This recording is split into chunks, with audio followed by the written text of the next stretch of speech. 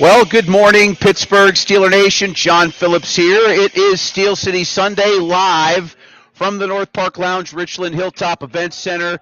Holiday season abound. There's lots of Christmas decor up as we get you prepared for Steelers and Bengals 3 hours away from kickoff at Acrisure Stadium. Our cast of characters that will be joining us today include, in just a few moments, Paul Zeiss of the Pittsburgh Post-Gazette. Todd Haley will join us at 10:30, and we'll talk about all the things that are important regarding this game. Paul's going to join us for that as well. At 1 o'clock today, or excuse me, at 10:45 today, Anthony Halkeas joins us for our Steeler Nation segment. In the 11 o'clock hour, we're going to have Mike Ostie in the mic drop. 11:15 a.m., it's Jerry DePaula.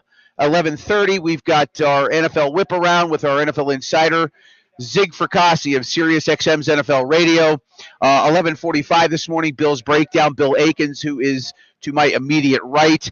In the noon hour, Brendan Howe, a new guest on the show. He writes for Pittsburgh Sports Now. He covers the Steelers for them and the Butler Eagle.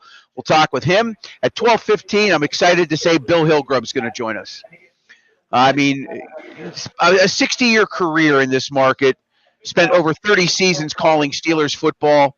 Of course, the longtime voice of Pitt Athletics, Bill Hillgrove at 12:15 this morning.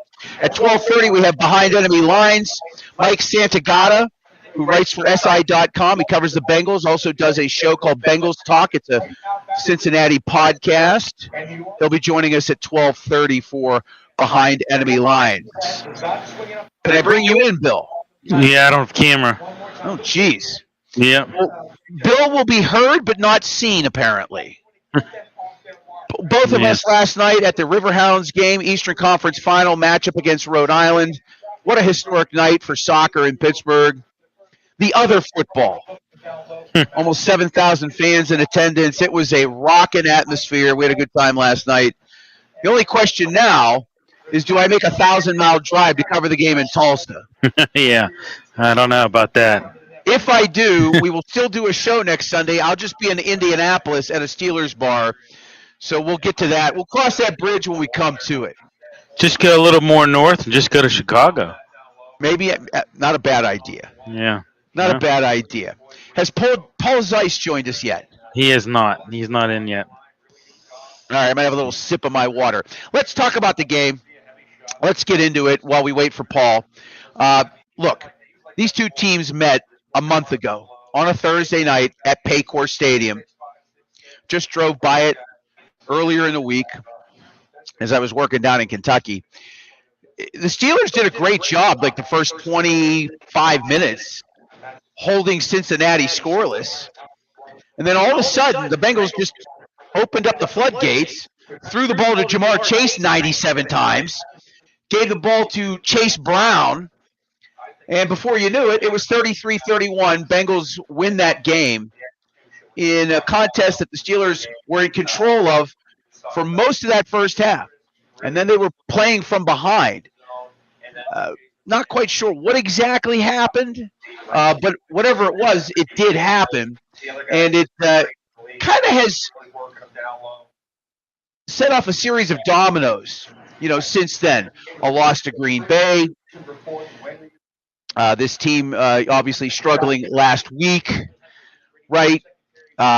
Sandwiching a victory in there somewhere, but the fact of the matter is that this team is 5-4, and they are struggling mightily right now.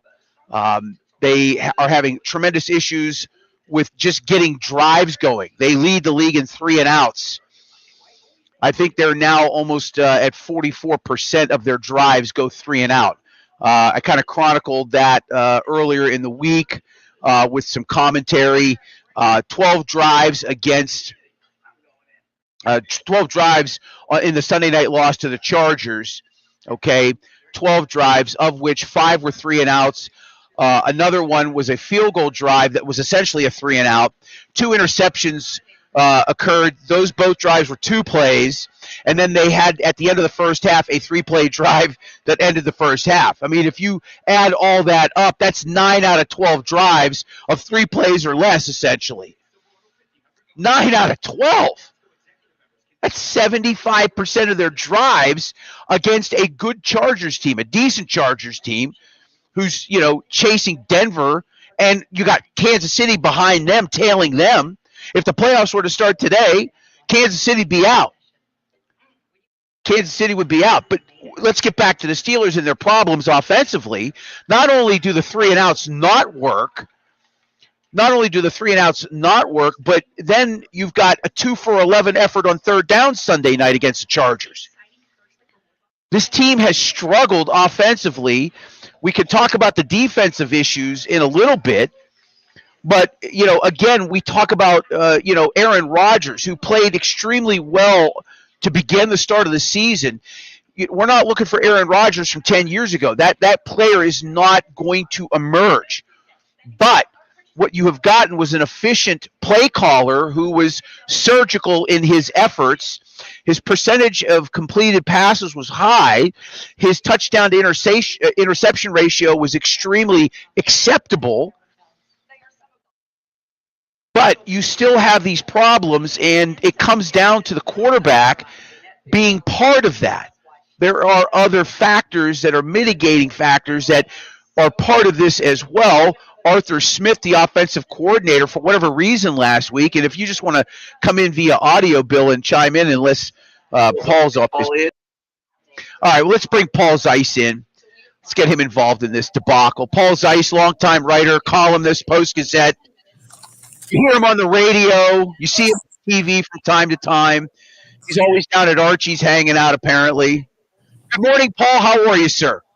I'm very good. I thought you forgot about me. I was standing here watching your shows from the cozy confines of the green room. I was just waiting for a cue. It's okay. That's why I had to ask. I was just kind of, stretching it out there until we got you in here. Hey, thanks for coming on board as always. All right, let's talk about the 3-and-out issues to begin. Let's talk about the fact that this team, over 40% of their drives end in 3-and-out. I kind of talked a little bit about Sunday's nightmare of 12 offensive drives. Really, 9 of them were essentially 3-and-outs.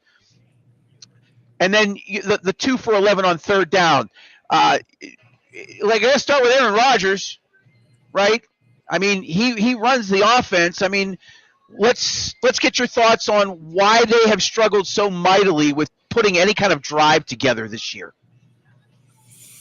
Well, I think, the first and foremost, the biggest thing is you've got a philosophy that I think stinks. If we really want to get down to it, I'm not a big fan of Arthur Smith's offense, not a big fan of the way they try and do things, not a big fan of the fact that they run in obvious run situations and pass in obvious pass situations. So let's start there. The play calling, whatever you want to call it, the scheme, the play calling, it all stinks. I think the philosophy stinks. I think it's rooted at a time and place when the NFL was different. I think, honestly, they're so afraid of turning the ball over all the time that it handcuffs them in what they can do.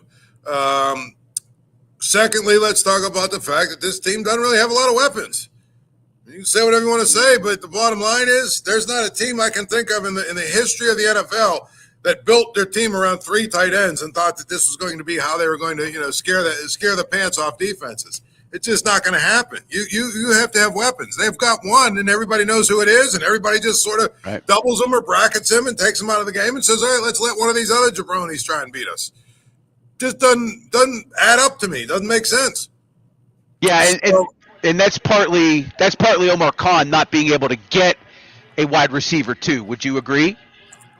Well, again, the number of times that we heard that they were close to a wide receiver and they didn't pull the trigger, it doesn't make a lot of sense to me. It really doesn't. At the trade deadline, I kept hearing that they didn't want to give up, draft picks. They didn't want to give up draft capital. They didn't want to. Are you trying to win this year or not? And if you're not, then that tells me you built a team that you just were hoping to slop together 9-8 season again and maybe get to the playoffs. Seriously. And if you think that this team has enough to get deep into the playoffs, and looking around the AFC, I don't know, I don't know any team that I look at and say, boy, that team is just really going to be unbeatable. I think there's some good teams out there. Obviously, New England with that, the young quarterback look like they might be a tough out in the playoffs. I think obviously if Pat Mahomes gets into the playoffs, you've still got to beat him. But for the most part, I'm not looking at any of these teams saying, oh my goodness, they're so good that it's not even worth trying to go for it this year. I disagree. Yeah, no, and that's fair. That's fair, Paul. You brought up something that I thought was interesting.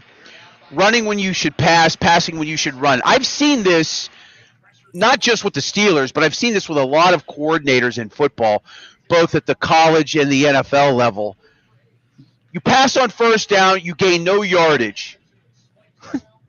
And you run the ball on 2nd and 10 for nothing, and you put yourself in 3rd and long. I don't know why this has become a trend, but it clearly is.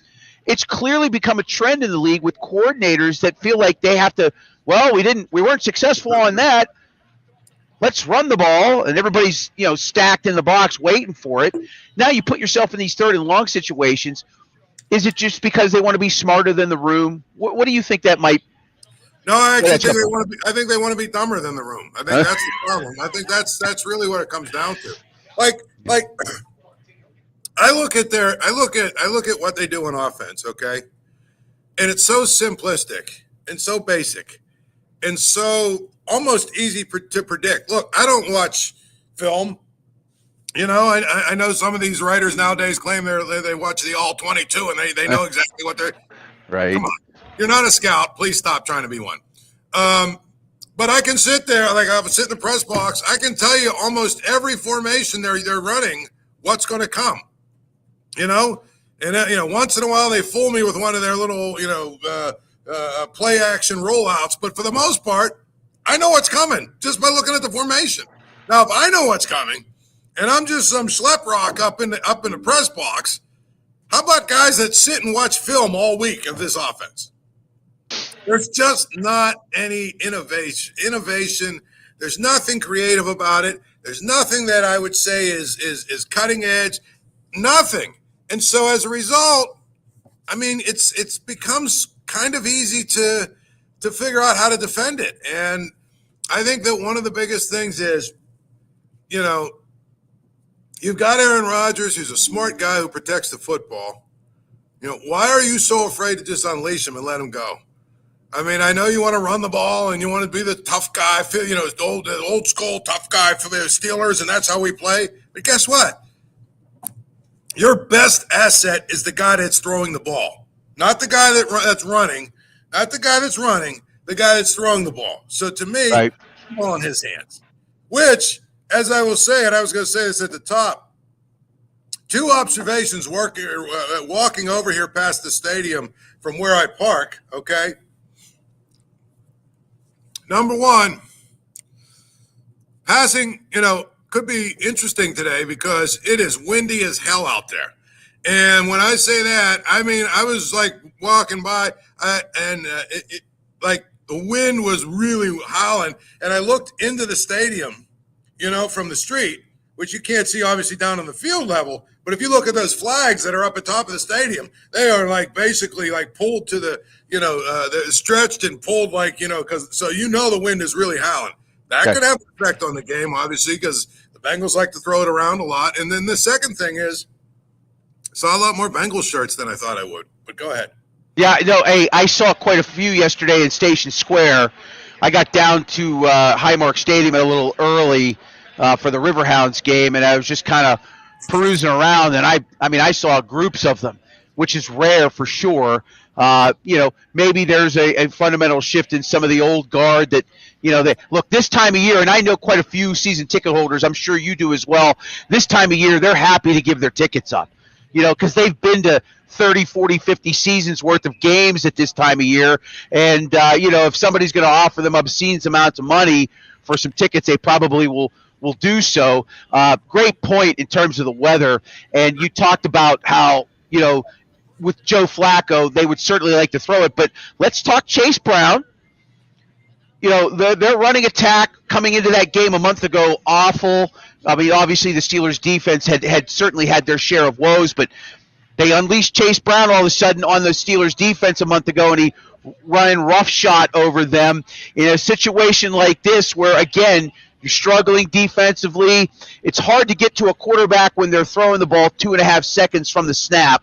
We'll talk a little bit more about that maybe when we get Todd on with you and I. But Chase Brown today, if the wind is going to be that kind of a factor, then it really is going to maybe come down to a running game and which one is more superior. And we'll talk more about Jaylen Warren in a little bit. But let's jump into Chase Brown and what kind of role he may play based on the weather observation you made. Well, I mean, I think when you look at what the Bengals have done, right? First of all, I still find it amazing they can score 70,000 points and still lose every week. Which just speaks to and Trey Hendrickson's not playing today, so that's it means their defense is going to be equally horrific. But when I look at Chase Brown, when I look at the Bengals offense, Chase Brown I think is fundamentally a decent running back. He's only averaging 3.9 yards per carry. I don't know that they're able to really sustain anything much on the ground. Although, you know what, they do have a lot of guys that seem to carry the ball. And against the Steelers, they had some success. And really, the success they had against the Steelers running the ball really is what led to the success they had throwing the ball. They were able to run the ball and get some yards and get some tough yards.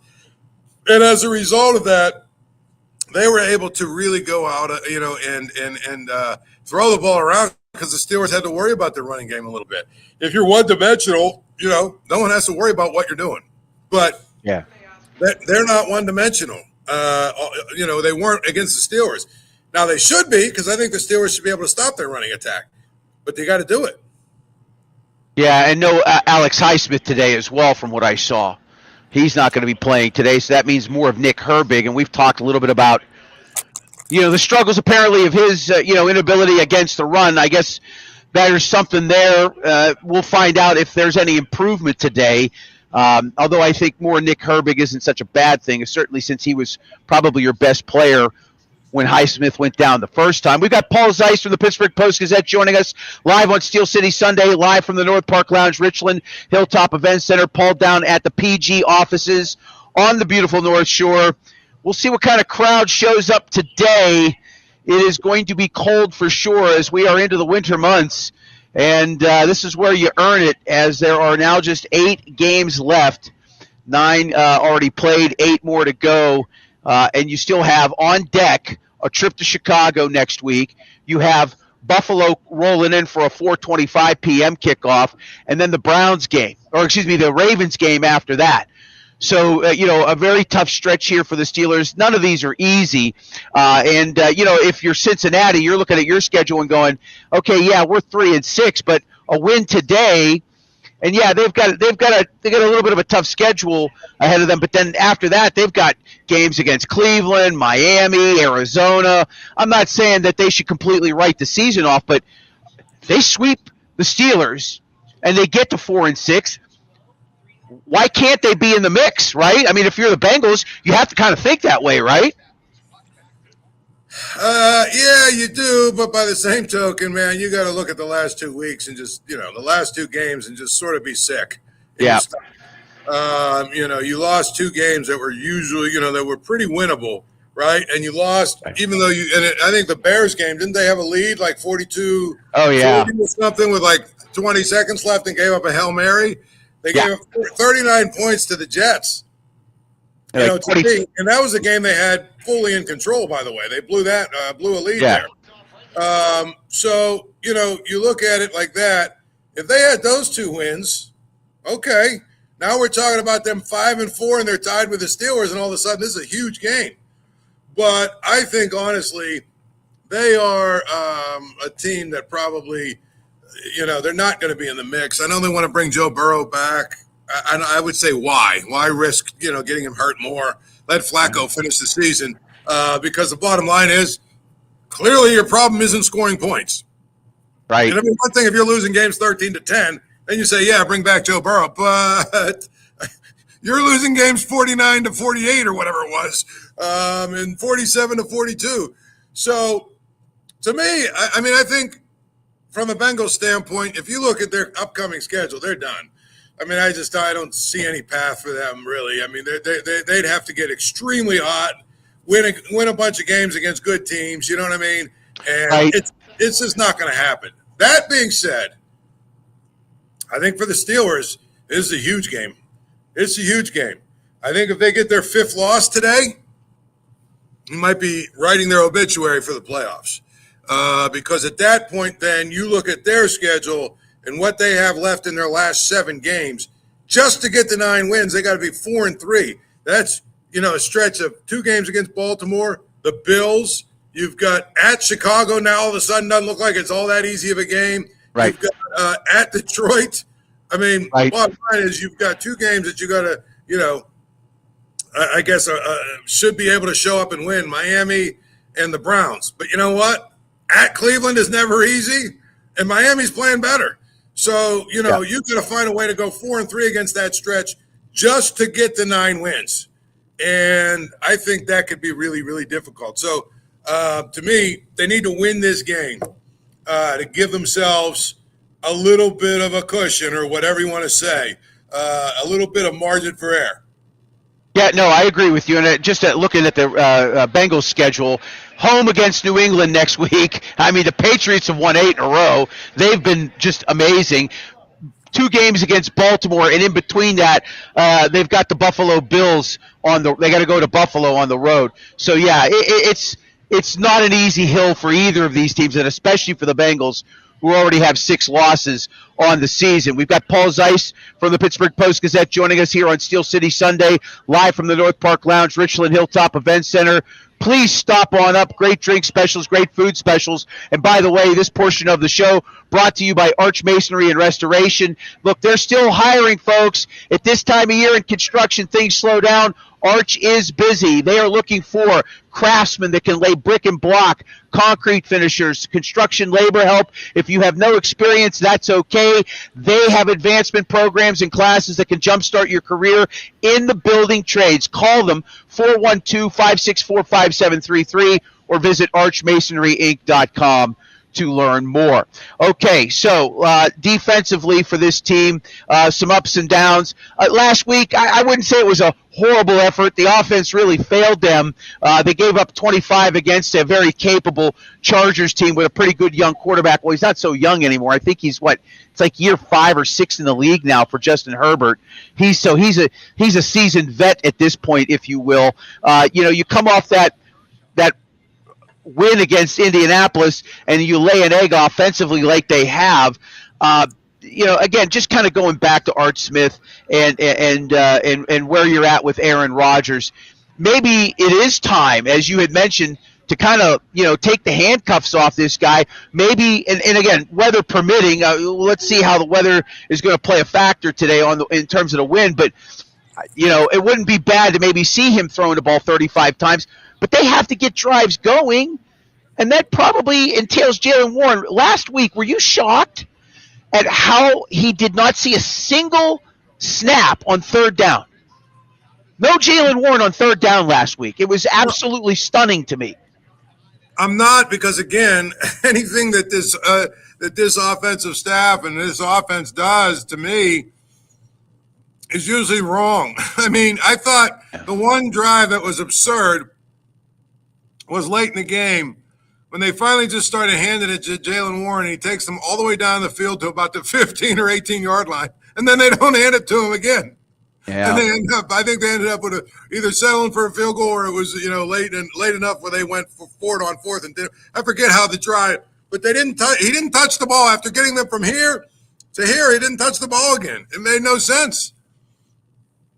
Yeah, I don't understand it, especially with he made his living on 3rd down first couple years of his career. That was the whole thing. He came in on these 3rd downs and would just rip off big chunks of yardage.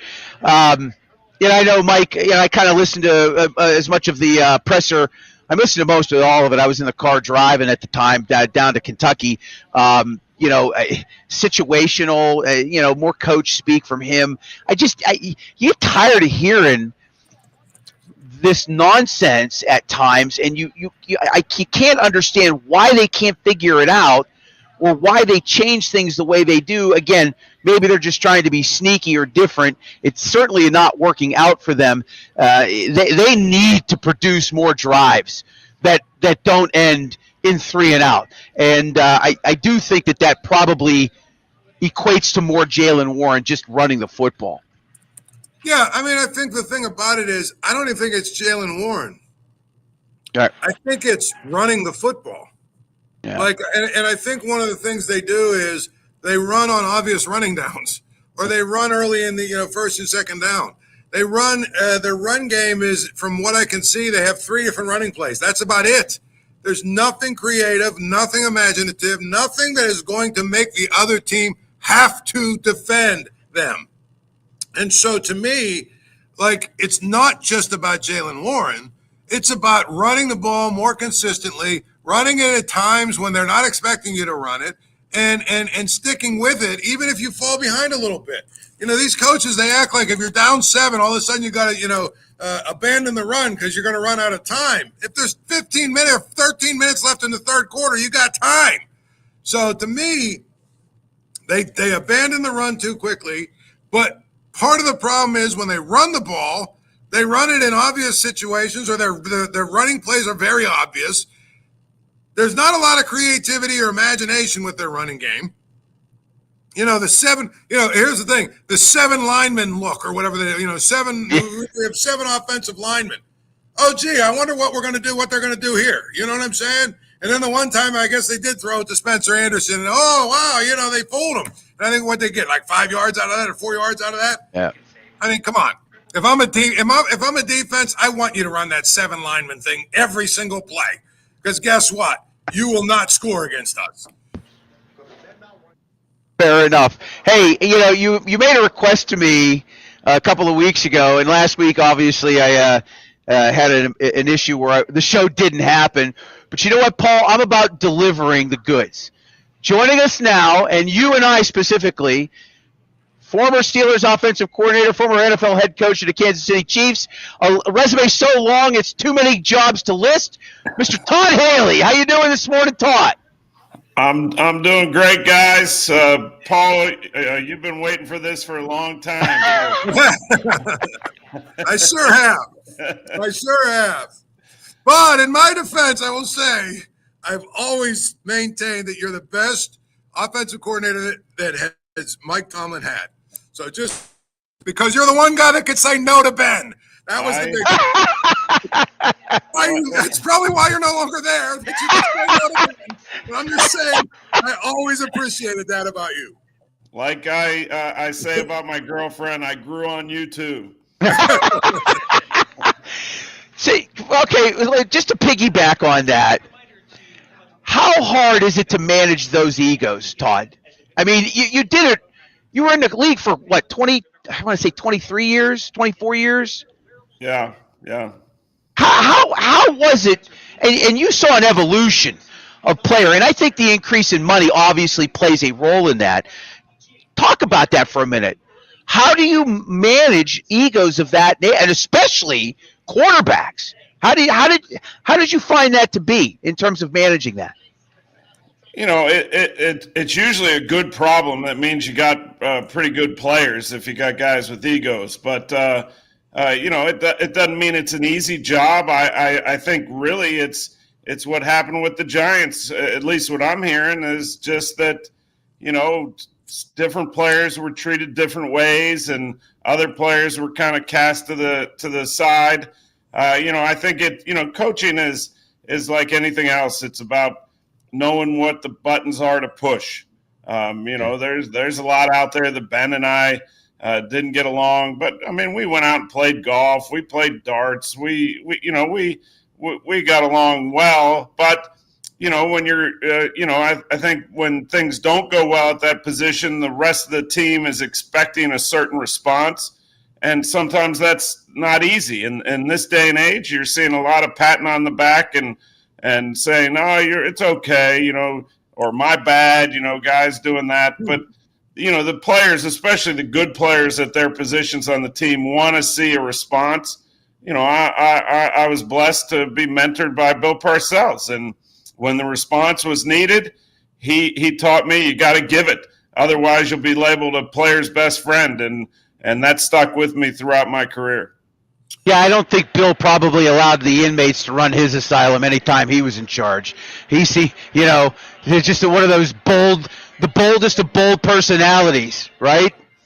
Well, I mean, that was old school. Now, so much has changed, and that's the hard part to navigate. Especially when you grew up like I did in coaching, even as a kid. Chuck Noll and that group. I mean, they weren't taking it easy on anybody.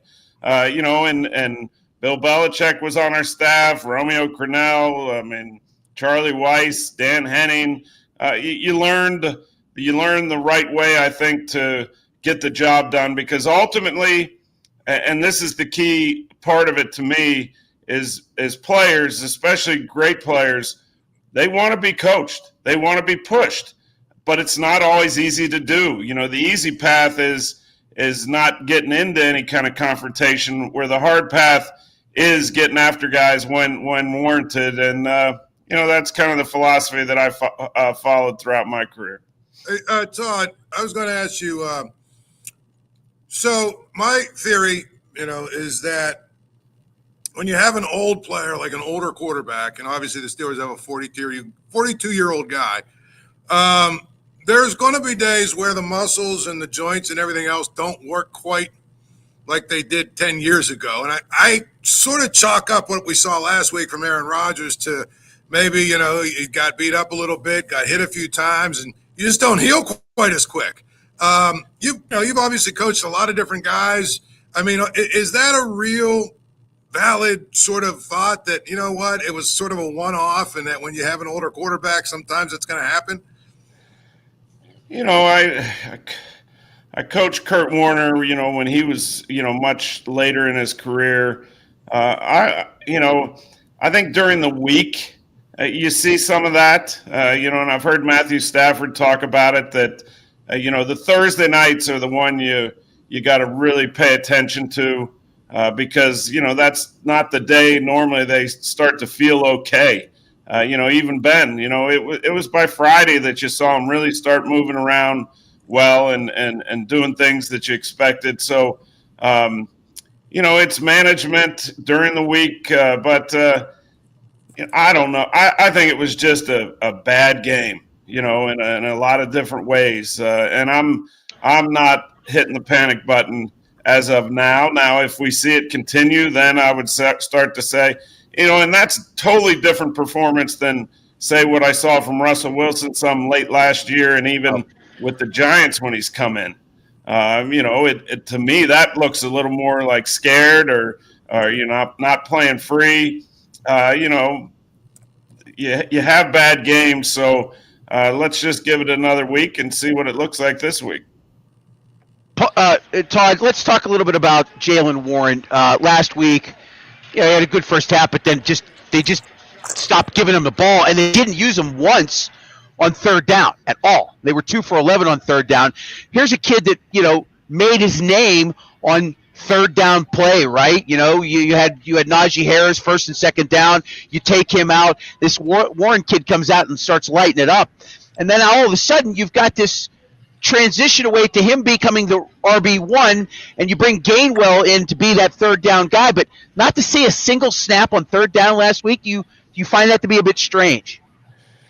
Well, yeah, I mean, sometimes coordinators get locked in on the roles, and role players are very, very important. And it's not like Gainwell's been a piece of garbage. I mean, I think they're both averaging about 4.2 a carry, but I do think that it can be problematic if you get too locked in on, all right, on third down, this guy comes in. Now, again, this goes back to what you started with, John, that, you're trying to keep everybody fairly happy. But I've just always been a believer in whoever the hot hand is, let's run them till the wheels come off. And, and Jaylen Warren, obviously, when he's looking the right way, he's a good back in this league. But, I get a little frustrated when you get too robotic about personnel groups and who's in, who's out, and you don't pay attention to, well, wait a minute, this guy. My father said it about Barry Foster back in the day. He's like, this guy's averaging 15 yards a carry in preseason. Why would you not keep giving it to him at least until the average is just normal? And you see it throughout the league. I mean, you see the Dolphins end a game with A-Chain. Now they won last week, but he's averaging a bunch of yards a carry. Just keep giving it to him until that average goes down a little bit is probably the common sense approach. Well, do you like when you look at the run game, do you think that in order to make the run game work, you have to be willing to run at times when it looks like it's a passing down, and you have to be able to run maybe out of different formations? Do you think that – listen, I mean, obviously I'm not an expert, but I was talking to John and I said, when the Steelers line up, especially when they're going to have a running play, I can almost tell you exactly what they're going to do. And I'm not – Todd, I'm not one of these sports writers that says, oh, I watched the All-22, so that makes me a scout, and I know what I'm saying. All I'm saying is when I sit in the press box, they line up in a formation, I almost always can tell you what they're going to do. And I said, if I'm doing that, guys that are watching, all week, coaches that are watching, the opposing coaches watching 9,000 hours of film, pretty sure they have a good idea what's going on too. So my question is, how do you mix up the running game to give different looks and all that other stuff? I mean, it seems like they don't do that a lot over here. You sound like some of my Yinzer friends, but no, I know you pay attention to this a lot more than the average person. But no, I agree with you. I think number one, and I heard you before I came on that sometimes coaches. You get down 7 points or 10 points and they go into panic mode and then feel like you gotta, and that's a human nature thing. You're like, we just gave up a touchdown on defense. We got to score points. And it takes you out of your original mindset of how you thought you had to play the game to win. And a lot of times that means running the football. So I think that takes a great deal of discipline, first of all, in that area, when you're down points, to stick with your plan that you put a lot of time and effort into coming up with as a staff and practiced, and then all of a sudden you abandon it. You see that happen every week. It's something you have to have great discipline to overcome. As far as the other, I'm not down on the big sets, jumbo package, whatever you want to call it, but you have to have compliments. The name of the game, I think, offensively for any team is put the defense in a conflict of assignment. That's why I love under center play with the back in the home position. That puts linebackers in a major disadvantage because they got to handle the run, but at the same time, if it's play action or a drop back, now they're stuck, being too tight to the line of scrimmage. So if you are going to do that, and I've felt this, Paul, I really have. I see the sets, and I'm like, man, if this was a play action right now, they'd have them dead to rights. And they probably have those plays. It's just a matter of calling them in the sequence that they need to be called. Isn't this team being stuck in these jumbo packages part and parcel with the fact that they don't have a good wide receiver too? Right, everybody's doubling DK. He's kind of gone quiet the last few weeks, statistically speaking. They have these three tight ends, and Paul talked about it earlier in the week. They have these three tight ends that somehow Art Smith magically has to come up with this design to exploit them somehow, and there really is no team that's ever done anything like that successfully. When you're stuck with the personnel you are, Art Smith is he a bit handcuffed in this particular case? I'm not there every day, John. I don't know what they think of each and every one of these players. And I said to you a couple of weeks ago, if you don't have your best 11 players on the field the majority of a game, then you're putting yourself at a disadvantage. You're just, you're being a robot. We're going to be an 11 personnel. This is what we do. The best 11 need to be out there. Now, how the Steelers and Arthur Smith feel about who their best 11 is, I don't know. When I look at things, Calvin Austin, I like some things he does, but, I think he's the second most targeted player on the team. And you said DK Metcalf getting doubled, so he's going away. That's BS. BS. Antonio Brown got doubled all the time, and what you have to do is move that guy around. And Antonio wasn't, it wasn't always easy for him to move around. He would have much rather just lined up at the X position. That's easy. He doesn't have to think. Just all he has to know is what route he has to run. But, you have to be really creative. I mean, we called plays weird names that applied to him to let him know, all right, this time I'm in the backfield, this time I'm strong side, I'm in the slot.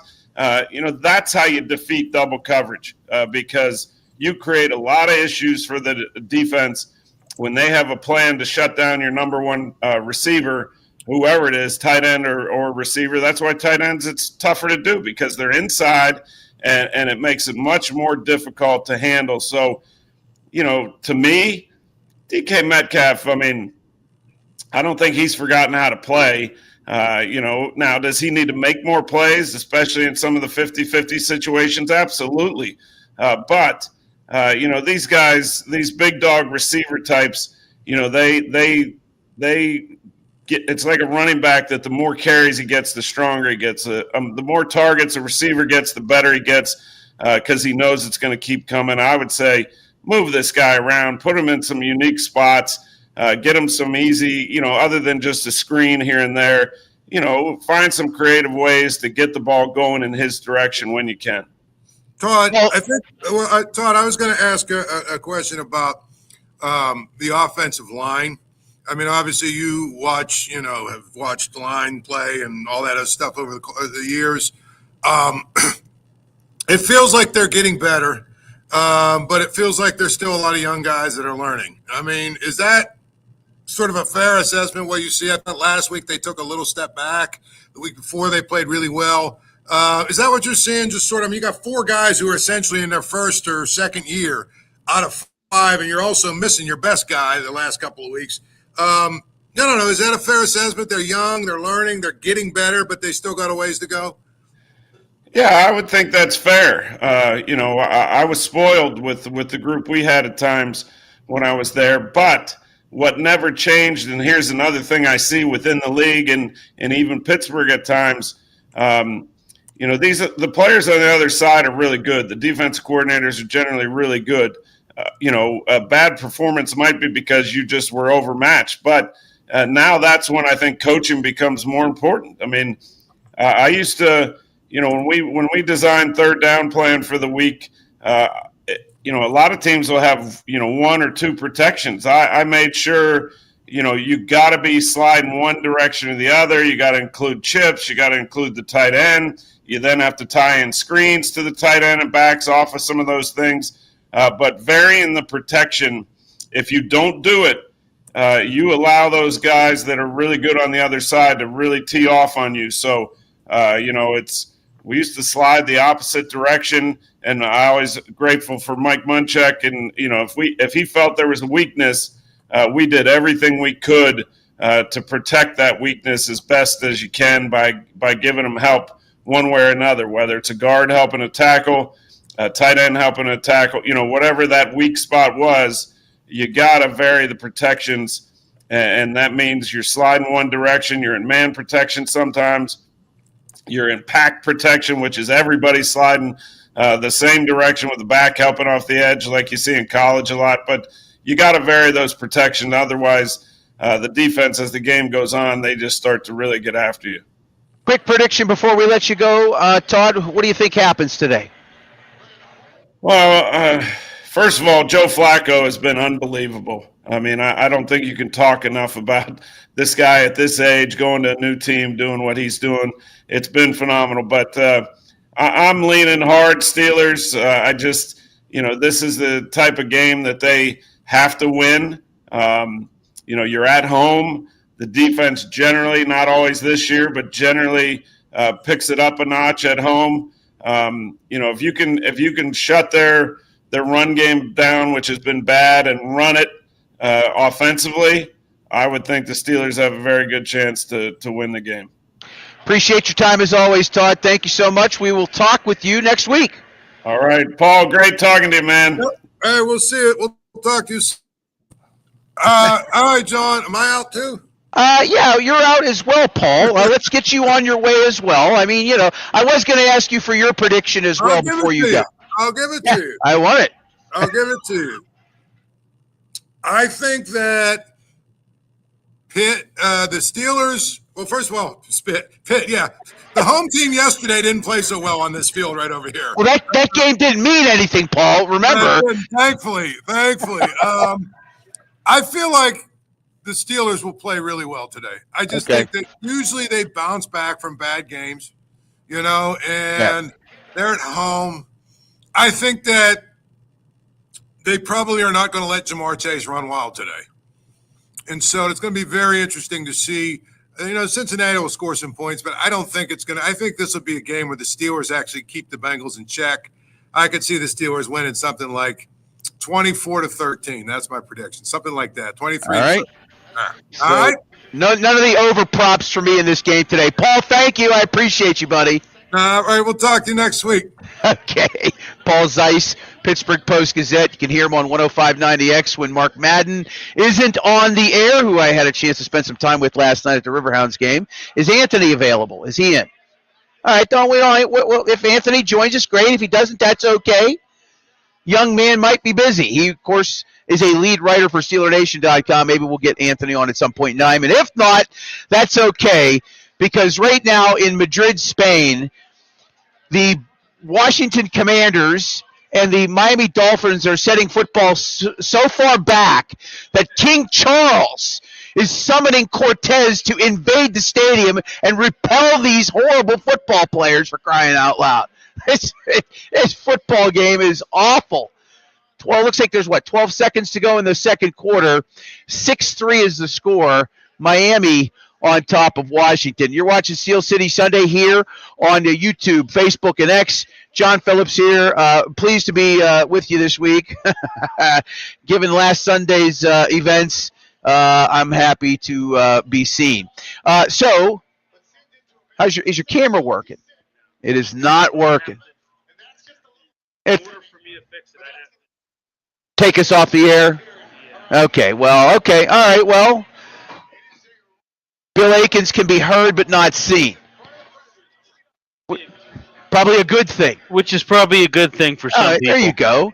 Bill Akins is in the stream with audio only, as it says to me. All right, so we're getting you ready for Steelers and Bengals. The season has been very wonky. Not untypical of a Mike Tomlin season, as we have learned. Right? When you look at this franchise and the way it has been under Tomlin the last 15 seasons, this should not come as any surprise. They don't have a franchise quarterback. They don't have a dominant defense. They don't have superior offensive line play. There's still a question mark on whether or not they have a capable running back that can give them 20-plus touches a game. I don't think Warren's touched the ball 20 times in a game this year. And I'd have to go look that up, but between rushing and receiving, I don't think he's run the ball 20 times once. Maybe, but I doubt it. Inconsistency has been the name of the game for quite some time. And it is a little befuddling because you want to think that Mike Tomlin wants to figure things out. Looks like we might be getting Anthony here in a few moments. I'm of the belief that this is going to just be more of the same. And like Paul said, did they really make the effort? Maybe they made the effort to try to get a wide receiver 2 in here, right? You're in the free agency market. You have a salary cap number to work with like everybody else. It's your job to figure it out. They decided they were going to go with who they went with at quarterback. Maybe taking Jackson Dart should have been their option in the first round as opposed to Derek Harmon. We'll never know. But if you knew you were going to go with Aaron Rodgers, if you knew you had that in your back pocket and that was most likely going to be the case, They clearly missed at that point. I'm not saying Harmon was a bad pick. He's been productive for them. And he certainly, when he got off the injury coming out of preseason into the regular season, when they got him for the New England game, he was a disruptor, right? He was a disruptor for sure. And that helped in that efforts to get them back on the right track. They ended up winning a couple games. They were 3-1 heading into the break. Everybody was excited, and since the break, they are 2-3, and they've looked very, very sus, as the kids like to say. All right, joining us now, Anthony Halkeas, the second of SteelerNation.com. It's our Steeler Nation Spotlight. Anthony, how much money did you lose betting on college football yesterday?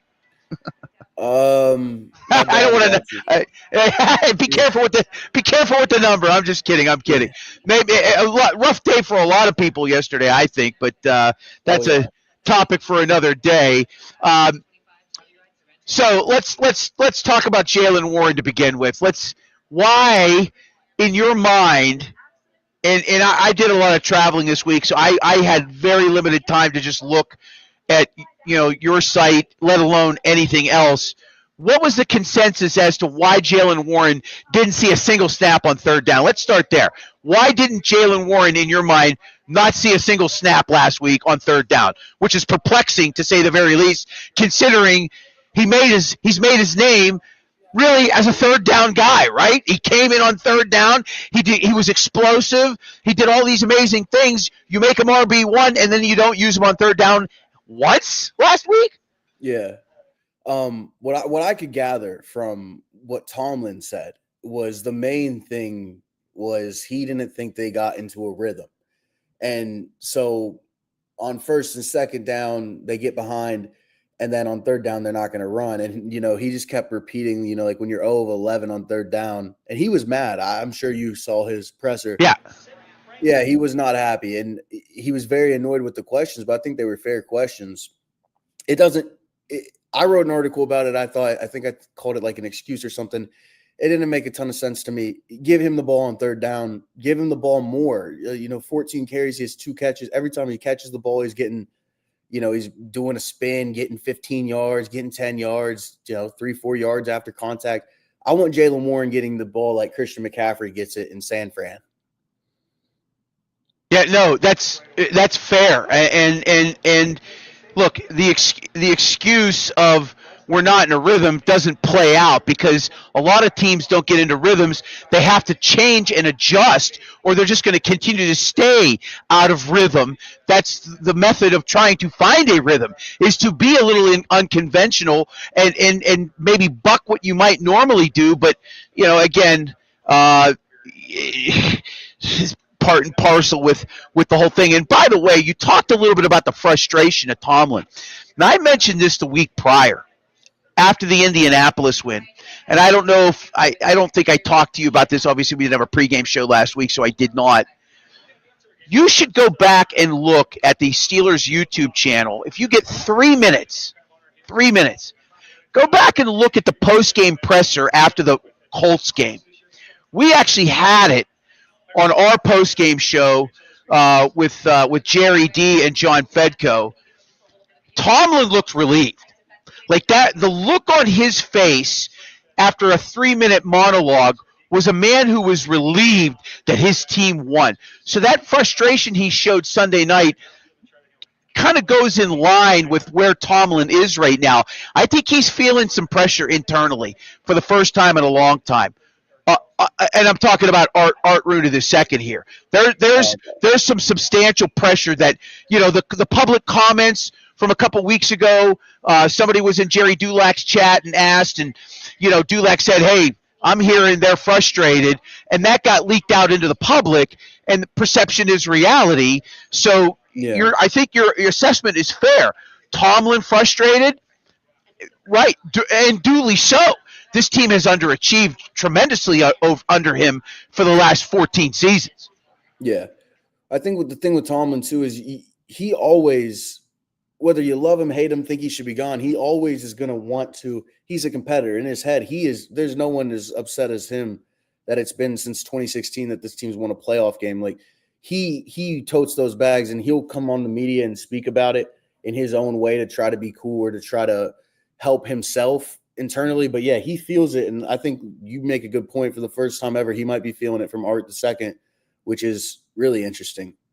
Yeah, and again, we know how the season has not unfolded. They've got 8 games left. We don't know where this team's going to end up being, let alone win the division, make the playoffs, or, God forbid, 8-9, or something worse. They completely implode. Then it becomes a complete unraveling of sorts. So we'll see what happens. Thoughts today? What do you think's going to? What do you expect today? Let's start there. What do you think this team's going to try to do differently that maybe they haven't done to get back on the winning track? Yeah. So I ran a lot of mental simulations last night, and I really thought about this. You have to say, first off, Jamar Chase and T. Higgins aren't going to go off, right? Again, certainly they can kind of slow them down, make someone else beat you. I think Jamar Chase and T. Higgins both are going to go off again. I think it's going to be a very similar game to last time. I think you're going to see a lot of Jaylen Warren. He's going to be a big X factor today. And I think Aaron Rodgers, okay, this is my favorite bet of the day. Aaron Rodgers, bounce back, okay? He's going to go – I think he's going to throw for 230, 240. That's where I have him at. That's plus money on most books. So, yeah, I can't see him unless Father Time is just really that dangerous. But I think he's still got a little something. I think he's been watching that tape. He's pretty sick to his stomach about what he put out there last Sunday night. I think Aaron Rodgers is going to ball out. Yeah, he's been bad. Well, he was bad Sunday. He was his worst game of the year. I don't think there's any question. Let's get into a little bit further about the lack of effort on third down. They were 2 for a lack of success, I should say, on third down. 2 for 11. They missed on their first 9 attempts. And the fact that this team continues to go 3 and out, which is a major problem. I talked about this on Monday. They had 12 drives, right? They came into the game leading the league in the highest 3 and outs at 42.5%. 42.5, 4 out of every 10 possessions end in 3 and out. That's terrible. They had 12 of them Sunday. 5 were 3 and outs. Another one was a field goal drive that essentially was a 3 and out. They kicked the field goal and they made it. So that as far as I'm concerned, that's a 3-play drive right there. So that's 6 of your 12. They had 2 interceptions, and both of those drives were just 2 plays. So there's 8 of your drives, and then they had another one at the half where they just had 3 plays. Like literally 9 of their 12 drives were 3 plays or less. Yeah, no, you can't win. You cannot win in those scenarios. No, and you also can't keep the fan base happy. That's the worst thing, worst viewing experience. If you want to talk about not even Steelers fans, to be on a primetime game and you ruin that game for everyone. Anyone trying to watch it because you put up 3 points for 80% of the game, So I think Steelers fans who sat through that or football fans deserve maybe a stimulus check or something for having to sit through that. Well, quite possibly. All right, I got Mike Ostie backstage. I'm going to bring him in here in a second. What's your prediction for today, Anthony? Steelers get the win by a touchdown. We're going to say 21-14. Actually, no. 35-28 Steelers. This is going to be a high-scoring game. You think? Okay. All right. The wind's whipping out there. We'll see how it plays out.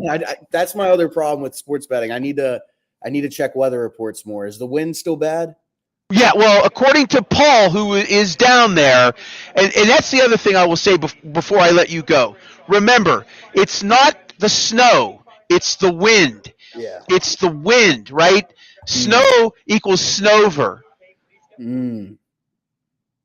Wait, I got to ask you, John, real quick. Yeah. There's Josh Allen and Baker Mayfield. There's a snow coming in Buffalo. Okay. Okay. So the lines are way too low. Josh Allen, he's able to play in snow. So 3 seasons ago, this is 2021, Miami went to Buffalo on a Saturday night game. I remember in December. That game was, I think it ended 33-31. That total was 43. So don't be scared of the snow. I hit a 5-leg parlay with that. I had Bills money line. They were getting killed the whole game. Somehow came back. I was living in South Carolina up here for Christmas. I remember that game extremely well. Very, very. Those teams are very capable of lighting it up in snowy conditions, without a doubt. All right, young man. Good job. Thank you as always. Thanks for joining us. Yeah, for sure. Thanks for having me. All right, Anthony Halkias, SteelerNation.com lead writer, been covering the team for a few years now.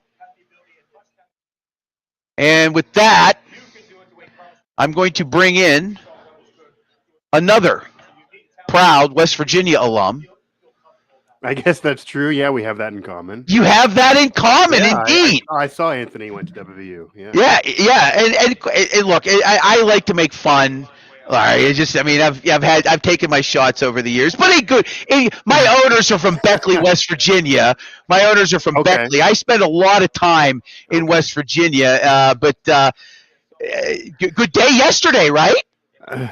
No, not a good day yesterday. A good day Thursday night. Thursday night. Fans. Oh, that's right. Basketball game. That's right. Thursday night for the backyard brawl victory. Sweeping Pitt this year after getting swept a year ago. And then, not a great night yesterday, although competitive. If you want to talk sports betting, John, I think West Virginia has now become a team to stay away from because they are covering spreads left and right. Win or lose, they are covering spreads. They covered that spread. Remember, good teams win. Great teams cover. You have told me that, and I'll add another aside for Anthony and I here. I won't go through the Rolodex, but just mentally, you probably can think of them. A lot of WVU alums in Pittsburgh media. There's a good amount. There's a good amount of us. You could argue more. I think more of us than Pitt alums. If you look at the overall numbers, actually. Well, let's see. Pomp went to Point Park. Right. I'm actually Pitt alums. Well, I'm trying to think. Well, I don't know who is. So WVU alums, myself, Crowley, Wes Euler. Crowley, that's right, Euler. Rob Rossi, Will Graves, who covered Pitt directly. He's a WVU alum. That's just off the top of my head, and you could throw Anthony in. Let's maybe we never mention Rob Rossi's name again on this show ever. But that's just former Trib colleague of mine. But right. Yeah. But okay, it's your show. No. It's our show. It's our show. True. But I should probably be a little nicer to Rob, but that's okay. So, hey, let's talk about the Steelers. Mike Ostie joining us, managing editor of West Virginia Sports Now, part of the Pittsburgh Sports Now family of websites, national writer for Yard Barker, and, of course, can be heard on Sirius XM from time to time. Let's talk about let's start with the 3-and-out problems. It's bugging me. The 3-and-outs are really my biggest concern is the fact that if you're going to get a dozen drives, okay, and at least 4 of them are going, 5 of them are going to result in just 3 plays, how do you win football games that way? Especially with your defense, who is suspect at times. The only way you win, and we've seen the Steelers do this over the years, and the Steelers defense has done this at times during wins this year, even though the Steelers defense has kind of been hot and cold and really not that great overall this year. The way you win those games is if you get defensive turnovers then you capitalize off those defensive turnovers. That's what the defense did against the Jets earlier in the year. That's what the defense did at different times this year. Even in games the defense didn't perform, they were able to win or at least be close in those games because of defensive turnovers. And if you just look at it simply, John, this year, it's the simplest way of looking at things. When the Steelers get defensive turnovers and capitalize on them this year, they win. When they don't win. That's almost getting as simple as possible, regardless of the offense or anything else. If you just look at these games, now you can't live and die that way. It does make the defense appear overrated. The defense has not been great despite those turnovers. It's hard to imagine you're going to win and be a contender and do that over the long haul. But it's also disappointing when the offense becomes the problem. And we've talked a lot on this show that Aaron Rodgers was that most valuable player for this team. Win or lose, he never was the problem for this team, certainly on or off the field. He now has a game where he was the problem. He's older. Right. He was going to have those games, but the Steelers have now lost a game. And I said this at the time, the Steelers now have a loss that you can argue is, if you're handing out pieces of the pie, is more on Aaron Rodgers than maybe anybody else. For the expectations on him, for the position he plays, those 3-and-outs are often on him on incompletions on those third down plays. You get those quick 3-and-outs when you have 3rd and longs, and then you don't complete those passes. he was off. He was off all day with him and DK Metcalf. Their chemistry was not there last week when it's been there most of the year. So I don't predict Rodgers to do that time and time again if healthy, but Rodgers is now a culprit for a loss. Like everybody else, he's now come down to join the common folk on the Steelers, and everybody now has joined in and been responsible for at least one loss this year. That's fair, and I think look, 20 years in, he stepped up and he took his medicine like a leader should, right? Like a leader should. Oh yeah. He's not disagreeing with me. Yeah. No. And 100% said it's on him. Yeah. Yeah, and I mean, look, he's capable of fixing that. I think he's capable of fixing that. Yeah. But even he has to realize there's limitations with this offense, obviously. Yeah, that's the defense of him. The defense of him is that he's an older player. He's not in his prime. They need to give him a lot more. They didn't trade for a number 2 receiver. I know there were reports that they were in the conversations. They were close. They put out offers. Right. But John, I mean, we talked a lot in the offseason on and off this show about how the Steelers were kind of giving the vibe to the fans. They were in win now mode because they brought in veterans. They fixed the defense. You bring in Rodgers. If you're in win now mode, and I get you don't want to kill the future, but if you're in win now mode, you're willing to give up one more pick. You're willing to give up a higher round pick. You're willing to eat some money. You're willing to outbid somebody for somebody that you need to win now. And then they don't do that and say, we're in win now mode, but we're not willing to give up that much to win now. That's a little hypocritical to what was said for the prior 8 months coming into the trade deadline and where they are now. I get that they're in a fogginess, and that does add credence to many of my colleagues. Alan Saunders actually is one I'll give him credit. The whole time we were all writing that they're in win now mode and Omar Khan's doing something different and this is different, he was saying they're not really in win now mode. It's a mirage. Maybe it was a mirage. No, if that was Alan's assertion, then he's spot on, right? That was what he was saying. There was a mirage, and he even repeated it. It's smoke and mirrors, right? It's the illusion that you're in win now mode. It's the illusion, right? You get off to a 3-1 start, and that illusion again, perception, reality, right? Sure. Everything's great, and then all of a sudden, the wheels start to come off.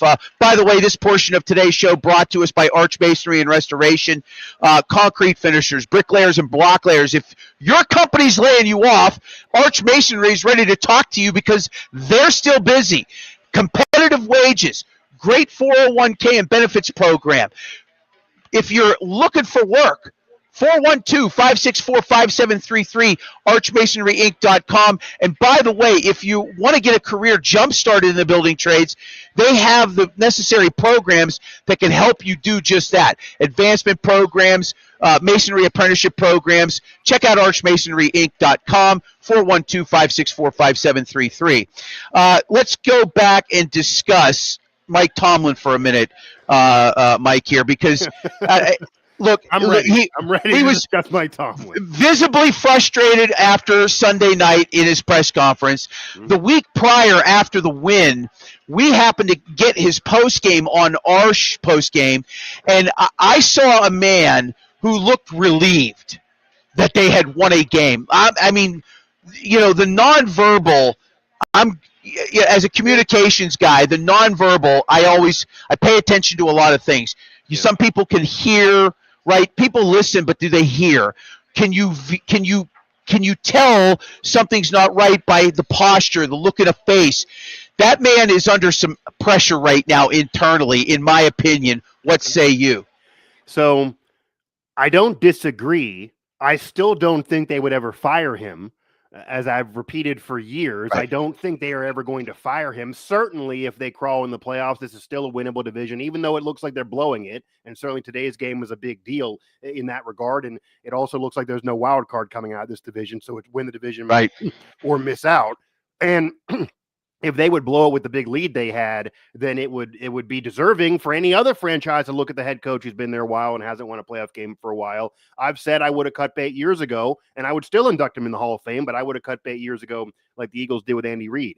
But I don't think the Steelers are going to do that unless they lose out or something insane occurs. They may eventually get to that conversation that I alluded to weeks ago where they sit down with him and say, hey, clearly This isn't exactly getting to where we want it to be, despite all the pressure that is now on you, that what we've said vocally. We've changed this up a couple years. We've said in a couple off seasons, the Rooney's I'm referring to, that we now need to win a playoff game. They've now vocally saying that. That does add pressure. I'm sure Tomlin hears those comments. The fans are getting louder.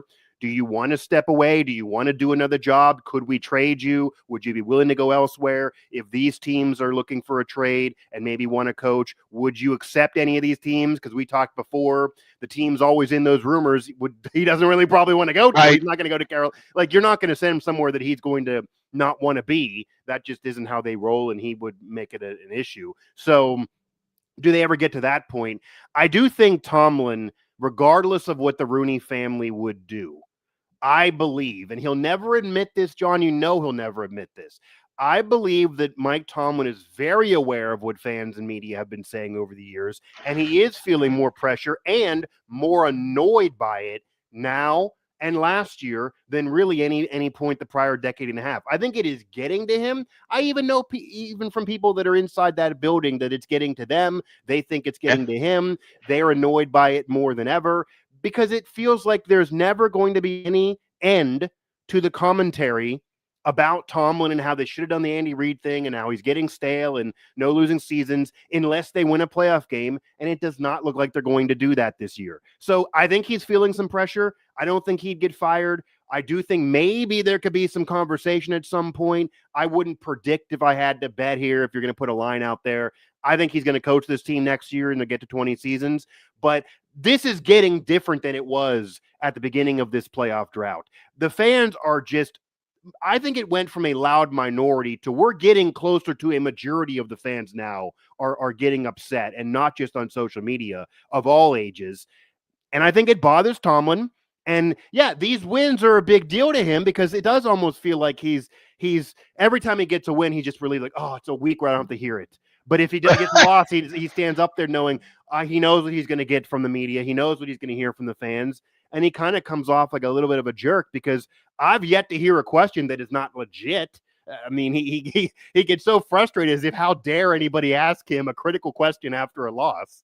Which is rare, because those guys that cover the team on a regular basis, they got to be careful too, right? They're not opposed to asking tough questions, but they also know that if they get really into it, that access is going to get, it's going to dry up, if you will. And that's, look, I understand it. You work in the business. Yeah. I've worked in the business. I get that. But the questions are now coming more so than ever before. Look, Thortolo was notorious when he was around in this market. He did it to Bill Cowher, and he did it a little bit to Tomlin, but before he ended up moving Cowher out didn't west. Like it all the time. No, Cowher hated it. Right. Yeah, it was a weekly. And again, I'm somebody that covered Cowher early in his career. Right, I sat down with him early in '94 when I was working on Ardmore Boulevard at the Flagship. Later coming back as an evening host there, working on Steeler post games, going to those press conferences. Getting in those interviews with him. He didn't like it, not one bit, and it was a little different back then, 25, 30 years ago. Nowadays, it's very contained by the league, and as the funnel of who's covering the team has gotten smaller, you start to to be a little pushy in their view, and then maybe you're not going to get access you need. Yeah, and I think that's almost a bigger conversation we can get into here, because the difference, aside from records and accomplishments and all of that, because Tomlin hasn't had a losing season despite a lot of playoff disappointments. Cowher did have losing seasons, but separate from that comparison, Cowher was not dealing with social media. Right. You mentioned you could argue now that it's tighter in terms of who's in the building to actually cover on a day-to-day basis. But if you look at Steelers Nation, for example, Steeler Nation, and just different sites and online media, and even Steelers Now, those outlets didn't exist back then when you were covering Cowher. And when I've been covering Tomlin, many of them do exist. I was running Trib Live Radio, which didn't exist back then. It was just a Tribune Review on paper. So my point is, there are more outlets covering the Steelers that Tomlin absolutely sees the content, that organization and many people that work there see it. And if he does a Google search on Steelers, which I'm not saying him and his family don't ever do. I know they hear some of this that the Steelers do. They're going to see some of the people that maybe aren't even in their face. So maybe they're tightening that up, but there's more overall coverage than there was before. Whereas back when you were doing it then, it was 2 newspapers, 3 TV stations, and that was it. And there was no online media coming in. So that's different. And then the fans have a much louder voice now. Cowher wasn't dealing with social media and people telling him on X or on this phone. He didn't, didn't have a cell phone maybe back then. If he did, it was a brick and it was just for emergencies. So Cowher hears a lot more now. Cowher's aware of a lot more now. So are the Steelers. It is something that annoys them. I know it to be true, at least from the organization and people in there that tell me that. And again, there's no end to it until they win a playoff game. And I don't know if I see that this year. So I think that all is getting to Mike Tomlin, but that is a gigantic difference of just simply dealing with social media versus not. If social media and digital media existed back when Cowher was having losing seasons and would have all those disappointments, the fans would have wanted him gone way longer before he was able to win that championship. So that's just the reality of the situation. Again, this almost feels like death taxes in every freaking year. I'm sure we're going to be talking about this again next year because I don't know the fix. And I think the fix is, again, you sit them down and part ways mutually and maybe work a trade. I don't see that happening, but I do think this is getting to Mike Tomlin. And I do think sometimes, and I'll say this too, as I was kind of alluding to, I think sometimes he comes off like a bit of a jerk. I mean, we can argue on whether the questions are tough or not, but he's getting bothered by those questions you're saying really aren't tough enough. So imagine if people just went at him and this was New York City and it was New York media. I mean, it would be nuts. So that's too much for him to deal with right now. And the number one thing, though, is to fix it. I actually will tell you, I think this week might be a better week for Mike Tomlin. It might be. Quick prediction before I let you go and get Jerry DePaul in here. Yeah, that's what I was going to say. I don't think the Steelers lose this game. I don't think the Bengals sweep them. They already lost once to the Bengals. Maybe they're going to score, but because the defense is suspect. But I think the Steelers' offense is better. They hit a couple deep plays. Maybe they don't turn it over. Maybe they get some turnovers against the Bengals. That's how the Steelers win this year. I would go more of a 27-20 type of game, maybe. I think the Steelers win this game, though. This is one of those games, like we've said before, that when the noise is so loud, Tomlin gets a divisional win. It's an important game. I don't think he ends, their chances this year, this early in the season, before even those Ravens games. And I just think they find a way. This Bengals team isn't that good, despite beating them early in the year, that this is almost the perfect storm maybe to have a week where you calm the noise down, you get a victory, you kind of avenge the earlier loss, and then you power through. I would be shocked if they lose this game. But if they lose this game, then the noise will really turn up, and it should, because then their playoff chances are probably dashed. And then in any other market, you would be looking at a coach that's been there that long, but we'll see if Pittsburgh would. Mike Ostie, managing editor of West Virginia Sports Now, part of the Pittsburgh Sports Now family of websites, national writer for Yardburger, heard on Sirius XM, girl dad of 2, and an awesome individual indeed. Thank you, Mike. I appreciate you, buddy. Absolutely, man. Thanks, John. And awesome individual right back at you. Fair enough. All right. On from one awesome individual to another. He may not admit this, but he's a pretty good guy. Jerry DePaul, a longtime writer from the Pittsburgh Tribune Review. How you doing? Wearing that big Lopes hat. They were at Newman Stadium Friday night doing damage to North Catholic. Yeah, we're going to can you hear me? We're going to Acrisure Stadium on Saturday. There you go. Yeah. Yeah, that should be a Donnybrook. Championship game. 3A championship game. Be there or be square, right? Should be a fray to end all frays, quite frankly. There's going to be a tailgate party to end all tailgate parties before the game. Jerry, I may drive 1,000 miles to go cover the Riverhounds for the trip on Saturday. I'm seriously contemplating. My wife can't.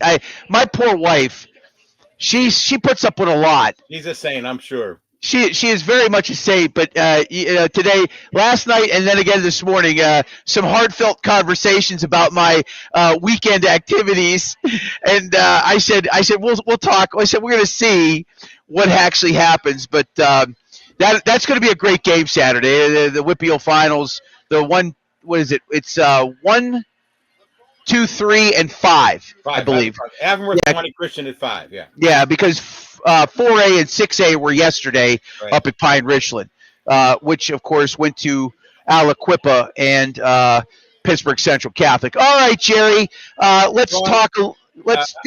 I'm sorry to interrupt here, but I really enjoyed your discussion with Mike, and I have to disagree with both of you guys on 2 counts. Okay. Okay, number one, and I believe this: Mike Tomlin doesn't care at all about the media and what the media says, and he doesn't think about the fans. I don't feel he has any pressure. He puts any pressure on himself because he's losing or people are talking about him on social media or whatever. I don't think he cares. He's no respect for the media. If you notice in his news conferences, he never ever, maybe once or in a season, twice in a season, he refers to a reporter by his first name. That never happens. Pat Narduzzi does it all the time. But Tomlin has no respect for the media, so therefore he has no pressure. He doesn't feel any pressure from the media. And number 2, John, you were talking about reporters being worried about limiting access. The mainstream reporters, they don't care about any possible threats of limiting access because they won't limit access. The NFL won't let them. The NFLPA won't let them. Okay. You know, what are they going to do? They're going to shut the doors of the locker room, let nobody in? That's not going to happen. They're not going to keep you out of the press box at game time. The media will ask tough questions, and they have, but sometimes Mike Tomlin doesn't want to answer them. Right. You can just get a bad relationship with him, and it's not worth it because he just gives you a smug answer. And I agree, and Bill does the same. Bill's camera's not working, so he's not able to kind of chime in here. I don't disagree with you. I don't think Tomlin cares for any of the media people, in town. But I agree. I completely agree. And look, he came in, was handed a Super Bowl caliber team, took them to 2, won one of them, and has been the golden child ever since. But I do think there is some internal heat he's feeling now. I think and again, I'll go back to this from the post-game show from 2 weeks ago. He wants to win. That's the heat. I understand that. But now on top of that, you got Jerry Dulac in a chat, and again, not much of anything, but the simple fact of the matter is when Jerry Dulac is alluding to people inside that building, important people, Art or whoever it might be, and I would think it's got to be Art, because if there's anybody in that building that Mike might have some sort of, he's not happy with me right now, it's only going to be Art. It's not Omar, because it's Mike who runs the football operations. This guy's feeling something. He looked relieved. And I've never seen Mike Tomlin in a post-game presser have the look that he did after that Indianapolis game. And I watched it on our post-game show. And again, just reading the nonverbal, Jerry, that's a guy that felt some real relief. Okay. And then conversely, a week later, he's in Los Angeles, gets his, they got whipped. And they looked terrible. And his back and forth with the media certainly indicated to me something is different this year. Just a little different. Now, I may be wrong. That's a hard thing to quantify, John, because, if there's pressure on him from inside the building, I'm sure Art talks to him every day. Yeah. And Art says, hey, Mike, we have to start winning games now. We have to start putting a better team together. Let's get going. As far as feeling any kind of pressure, as far as losing his job, that's not going to happen. I agree. We know that. And I really don't think that he's the kind of guy that thrives on pressure. I mean, he thrives on the work and getting the work done and doing it the way he wants to do it. Now, maybe he's not doing it the right way, and I could agree with you there because I think he's made some moves this year that I don't agree with. Drafting Joey Porter was wrong. Drafting Kenny Pickett was wrong. Right. There's things he's done really bad over the years. And but as far as feeling pressure, maybe there's people inside the building feeling some pressure. I think players might be. I think maybe some assistant coaches are. Right. But I'm not sure the head coach is too much worried, especially what the media has to say, because he doesn't respect them anyway. No. So when was the last season he won a playoff game? Was it 16? Yeah, it was 2016. He won a road playoff game against Kansas City. Do you know how many coaches in the league since then have won road playoff games. I saw this list the other day. It's maybe 10, maybe something like that. 20. Found this from the great Ryan Scarpino. Ryan would know. Yeah. Ryan, one of my favorite people on X to follow. For those that don't know, Ryan Scarpino used to work in media relations for the Steelers. He's a native Pittsburgher. You can find him on X. I believe it's a Scarpizio, but he's a great follow. 20 coaches have won a road playoff game since Mike Tomlin last did it. Of those 20, are you ready for this? 12 have been fired. One of them was twice. Do you know who it was? Fired twice? Fired twice. Won road playoff games with two teams, fired by both of them. Doug Peterson, Philadelphia and Jacksonville. Another retired. You want to take a guess at who it was? A retired coach who... Go ahead, John. With a Pittsburgh connection. Oh, Bruce Arians, retired, okay. Another parted waves was his team. You want to guess? No. He's a Tar Heel right now. Bill Belichick. Yeah, okay. Bill Belichick. 6 remain as head coach of the teams, respectively, that they're still with from last year. 6 out of the 20.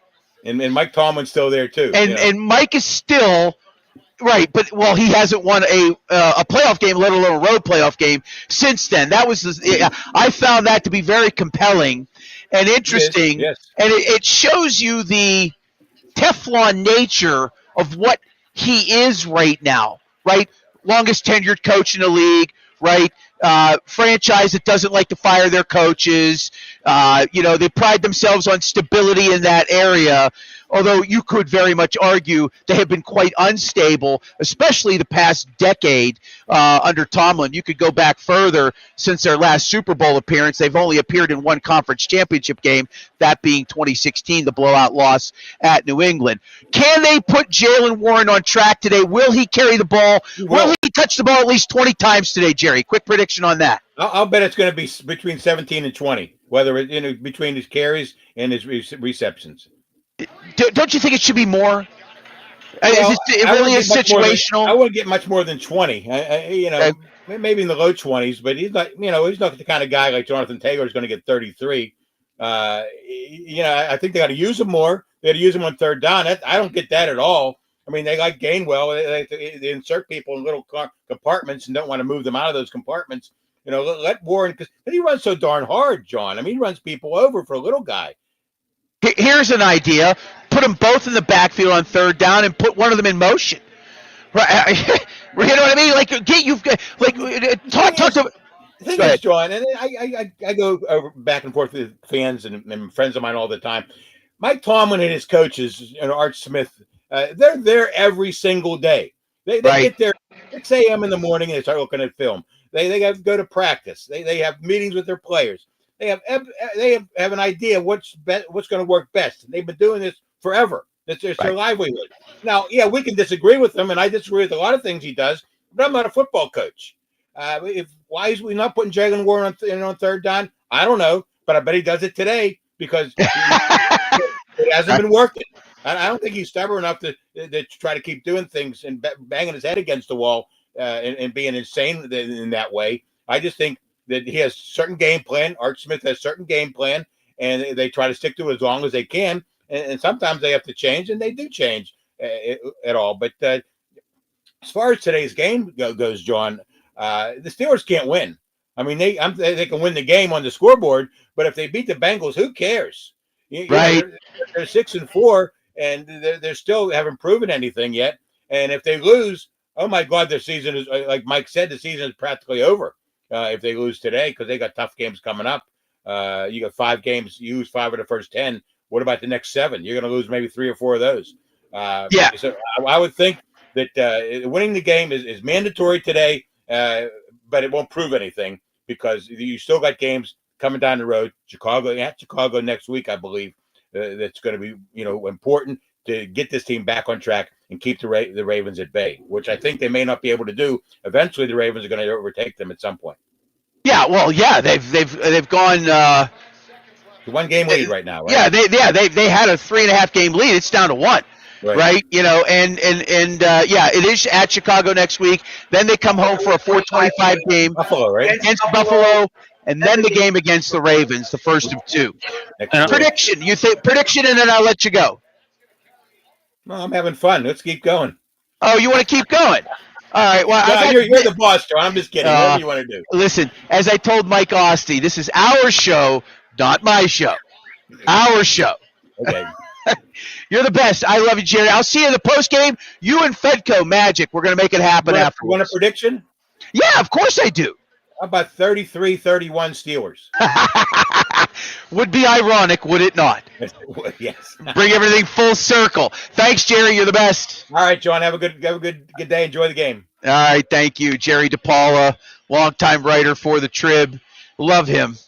Just his perspective is needed to balance out the chaos that I bring to this whole thing. And look, if you're just tuning in, by the way, Bill's telling me we've got like a massive amount of people watching us right now on Facebook, which is great. Thank you for joining us. We are Steel City Sunday, a new Steelers pregame show and postgame show. We do a postgame show immediately following. You can check us out every Steelers game day, 3 hours prior to kickoff. I've been wanting to do 4 hours. I don't think it's in the cards this year. But our audience is definitely in the pregame, and there's only a handful of us out there, and I don't think there's anybody. I know the Fan has their YouTube YouTube page. You can find us on YouTube. You can find us on X. You can find us on Facebook live 3 hours prior to kickoff. Every Steelers game. Evening games, late afternoon, early afternoon, Monday, Thursday, it doesn't matter, Saturday night. We are on the air, and we have a bevy of guests every single week. Paul Zeiss joins us every single week. Todd Haley, former Steelers offensive coordinator. You just heard Jerry DePaula. Mike Ostie, great writer. Go check him out on the West Virginia Sports Now page, Pittsburgh Sports Now, a local Steelers, Pittsburgh-centric type sports page that covers all the local teams, high school football, college and pro, hockey, you name it. They have regular beat writers. Mike's part of all of that. Anthony Halkias, young man, West Virginia grad, writes for SteelerNation.com. SteelerNation.com, one of those big, as they call them, ag pages, fan pages, if you will, run by Justin McGonigal. Great group of people at SteelerNation.com. Go check them out. And my next guest, we have an NFL insider. He's been working for SiriusXM's NFL radio for over 20 years, been in the sports radio business for 35. There he is, my man, Zig Fracassi, live. How you doing, Zig? Good to see you, buddy. JP, how are you, my man? Following doctor's orders. Yeah, you look fabulous, though. Take care of yourself, man. I'm gonna do my best. I appreciate it, pal. All right, so what is this debacle going on? I said earlier, King Charles of Spain is rising from the dead to summon Cortez to get down to Madrid and get these goofballs off their field. 13-6, it looks like Washington is. I mean, what an awful first half of football. You know what I mean? Oh my gosh. Well, again, that's the risk of the making these games so far ahead, because everybody thought Miami would be better going into this season. Of course, the Commanders coming off the NFC Championship game, and then unfortunately, Jaden Daniels has been hurt, but Debo got a touchdown, so I guess that got people fired up. It's not Real Madrid, but it's close, I guess. So. So we'll get into some Steelers-Bengals here in a minute. I just want to kind of piggyback on this. Obviously, the league is pushing Europe as the next set of expansion. Right. How much longer do you think before we see 2 teams in Europe or 4 teams in Europe? 36 is more of an ideal number. Right. Right? Or is it 2 in Europe? How do you see an expansion unfolding? Is it 2 teams in America and 2 teams in Europe? How do you see this unfolding? Well, if I had to put a crystal ball on it, JP, I think they would all have to be all international, because quite frankly, I think you've tapped out every American market. I doubt they would ever go back to St. Louis again unless there was a new facility there. So that would end that. As for Canada, the only viable place I think it would be Toronto, but then you'd have to build a new stadium up there, and I'm not sure the folks up there, unless they had the assurance of a team, would actually want to do that. So I'm thinking, obviously, London, since they played games there all the time.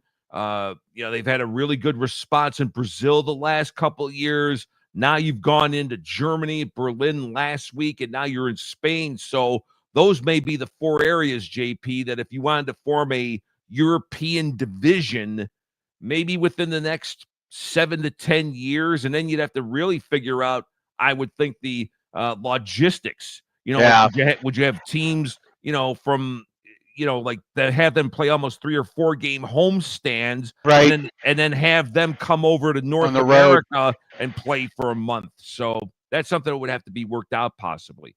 Yeah, and I'm sure that's something that's already been in the stages of them maybe trying to figure out. Brazil is an option. I didn't really think about that.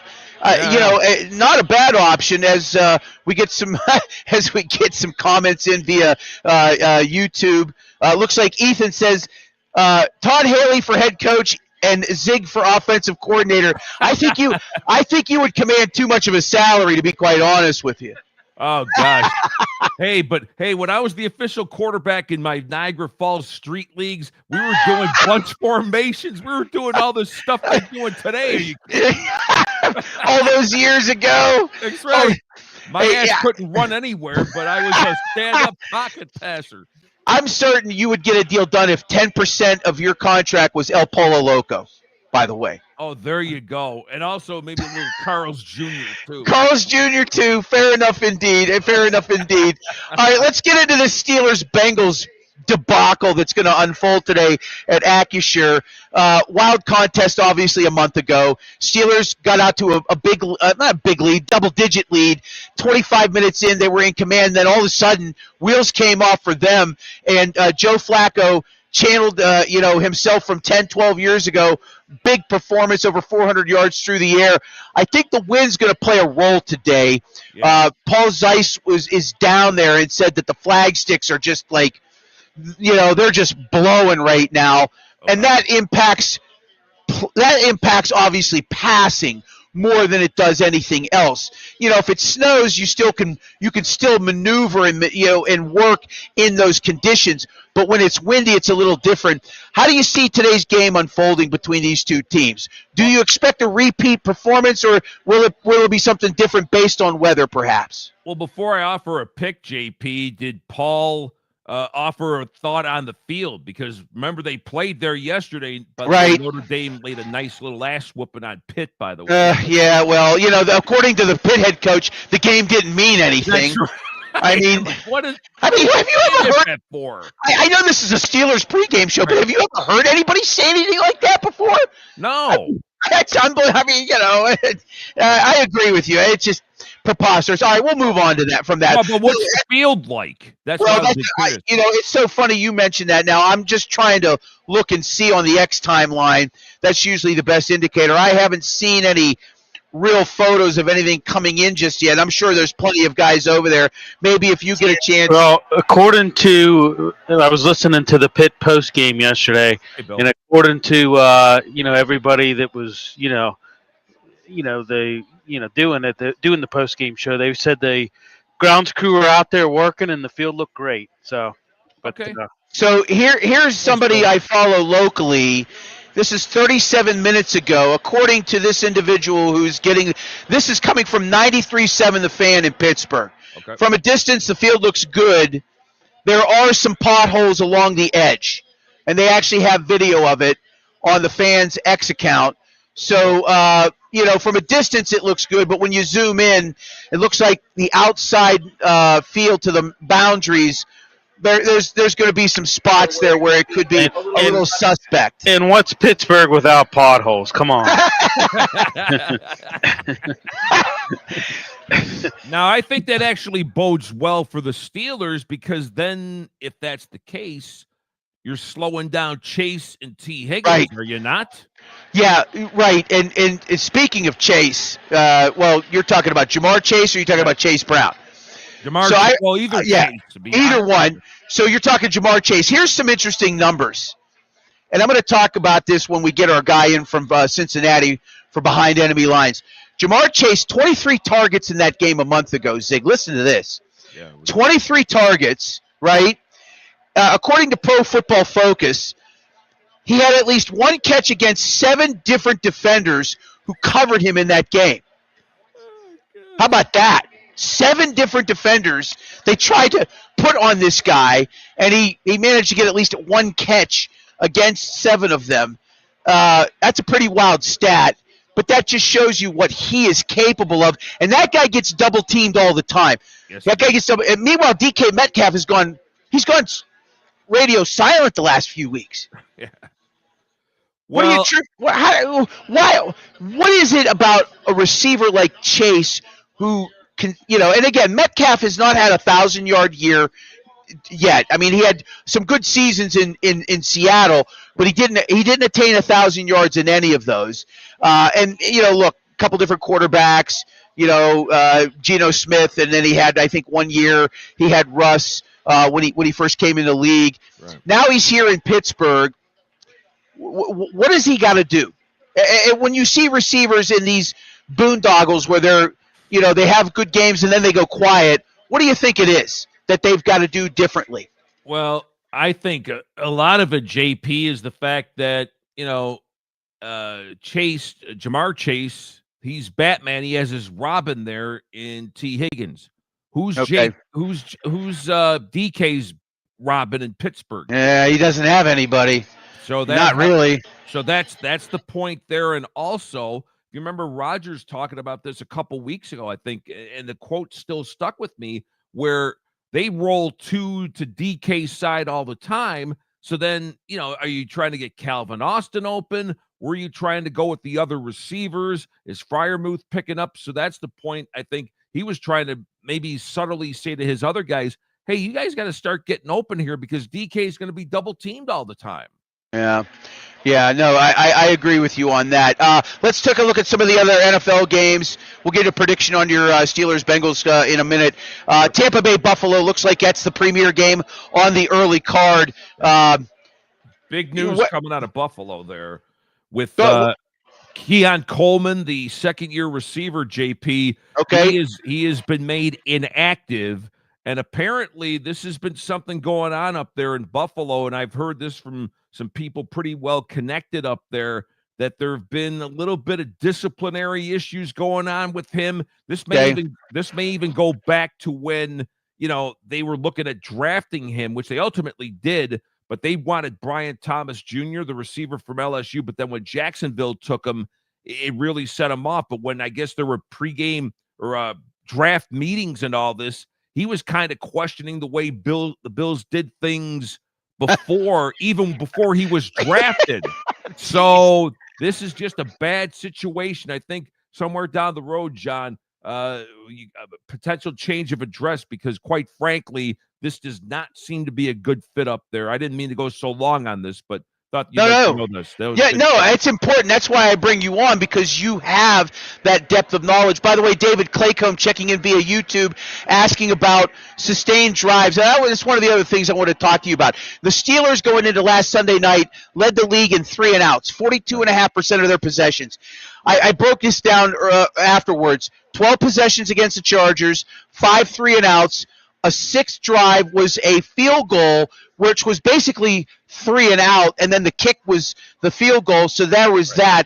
2 interception drives were 2 plays, and then you had the end of the first half, a 3-play drive to end the clock. 9 of 12 possessions. You can't sustain that and win. No.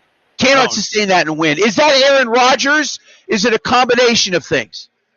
I think it's just a combination of things. I mean, if you went back to each play and analyzed it, there could have been a play where, there was a guy open and Rodgers missed him. It could have been the protection broke down. It could have been, Warren thought he hit a big hole and it collapsed quick for maybe a 2 or 3 yard gain. So unless you went through and watched every play, it could be a combination of things. But I think your poster has a salient point there. If you keep doing what I call the Rockettes offense, 1, 2, 3 kick, you're not going to do anything, my friend. And that's why the Steelers had trouble last week. Yeah, no, and they had big trouble, obviously, offensively. No Jalen Warren on third down, which is, almost inconceivable considering that's how he made his name. It's you know what I mean? It's just like it's what's up is down, is left is right, is black is white. It seems like, and that's not just the Steelers. No, that's not just the Steelers. It's a lot of the league. I don't want to say it's all of the league. Right.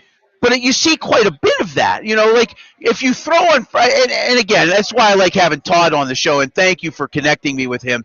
Oh, he loves doing it. He's such a depth of knowledge that you just don't get, right? And especially with a show like ours that's just kind of getting off the ground. You see this in the league a lot. Right. And I know I've harped about.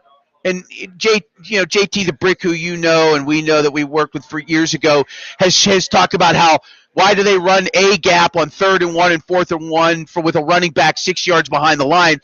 Right. Why are more teams now in this league on 2nd and 10 running the football and setting up 3rd and long? It just I see it all too often. Yeah, well, you always hear about the league being copycat. Well, it is, and to me, it's a very bad trend if you want to know the truth. So. Yeah, I agree. It just sets you up for disaster, right? And I see a lot of it all too much. Couple more minutes with Zig Fracassi. We're going to let him go because he's got other things to do that are far more important. Let's talk about this race in the AFC North now. The Ravens are within one game. Do you anticipate them taking over the division lead before these teams meet in 3 weeks? I think it's entirely possible. They've tightened up defensively. They've become a plus team, JP, within the last 3 or 4 weeks in terms of forcing turnovers as opposed to not having many of their own. We all know Lamar Jackson's back in the lineup, and Mark Andrews now is becoming, more reliable once again. So everything like that, from the don't look now department, I think the Ravens have a chance to square their record at 5 a little later this afternoon in Cleveland. Excellent. Quick prediction on the Steelers and Bengals today, and we will let you go, Zig. I think the home team gets a little revenge today, although the Bengals, I got to think, are keyed up when Burrow returned to practice this week, knowing that they could conceivably still be in this, but I'll say 27-23 Steelers. Zig Fracassi, our NFL insider from SiriusXM's NFL Radio. Go check him out on X at Zig Sports Voice. Zig, you're the best, buddy. I hope to talk to you next week, okay? JP, anytime. And check us out after the Lions-Eagles on Channel 88 tonight, Matt Sims and myself. So look at SiriusXM.com. Thanks, Zig. All right, Zig Fracassi. We're crowd filing in nicely here at North Park Lounge, Richland. Good afternoon, everybody. John Phillips is my name. This is Steel City Sunday. We've got over 1,000 people watching us over our various social media platforms. It's always nice to be able to bring in a crowd as we get you ready for Steelers and Cincinnati Bengals. If you're new to the show, welcome. We're here 3 hours prior to every Steelers kickoff. You can find us on all the socials at Steel City Sunday, YouTube, Facebook, X, Instagram, and TikTok. We post content daily, try to put as much content up as we can up. It's just a labor of love. We've got a great cast of people that join us every week. We try to bring people in from outside the market as well, try to provide you with great guests and commentary. We hope you're checking it out and enjoying us. Like, share, subscribe, send it out to 10 of your friends and let them know there's a new pregame show. And we do postgame as well.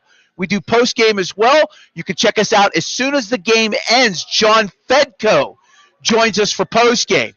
If you're a Pittsburgh native, if you've been in this market, you know who John Fedko is. He joins me and Jerry DePaula for postgame show. We try to get commentary from Mike Tomlin. We usually are on long enough where we can bring you his postgame presser and get his comments. We want your comments on our YouTube channel, Facebook, and X. You're always welcome to leave a comment or a question. We will address them for you as they come in.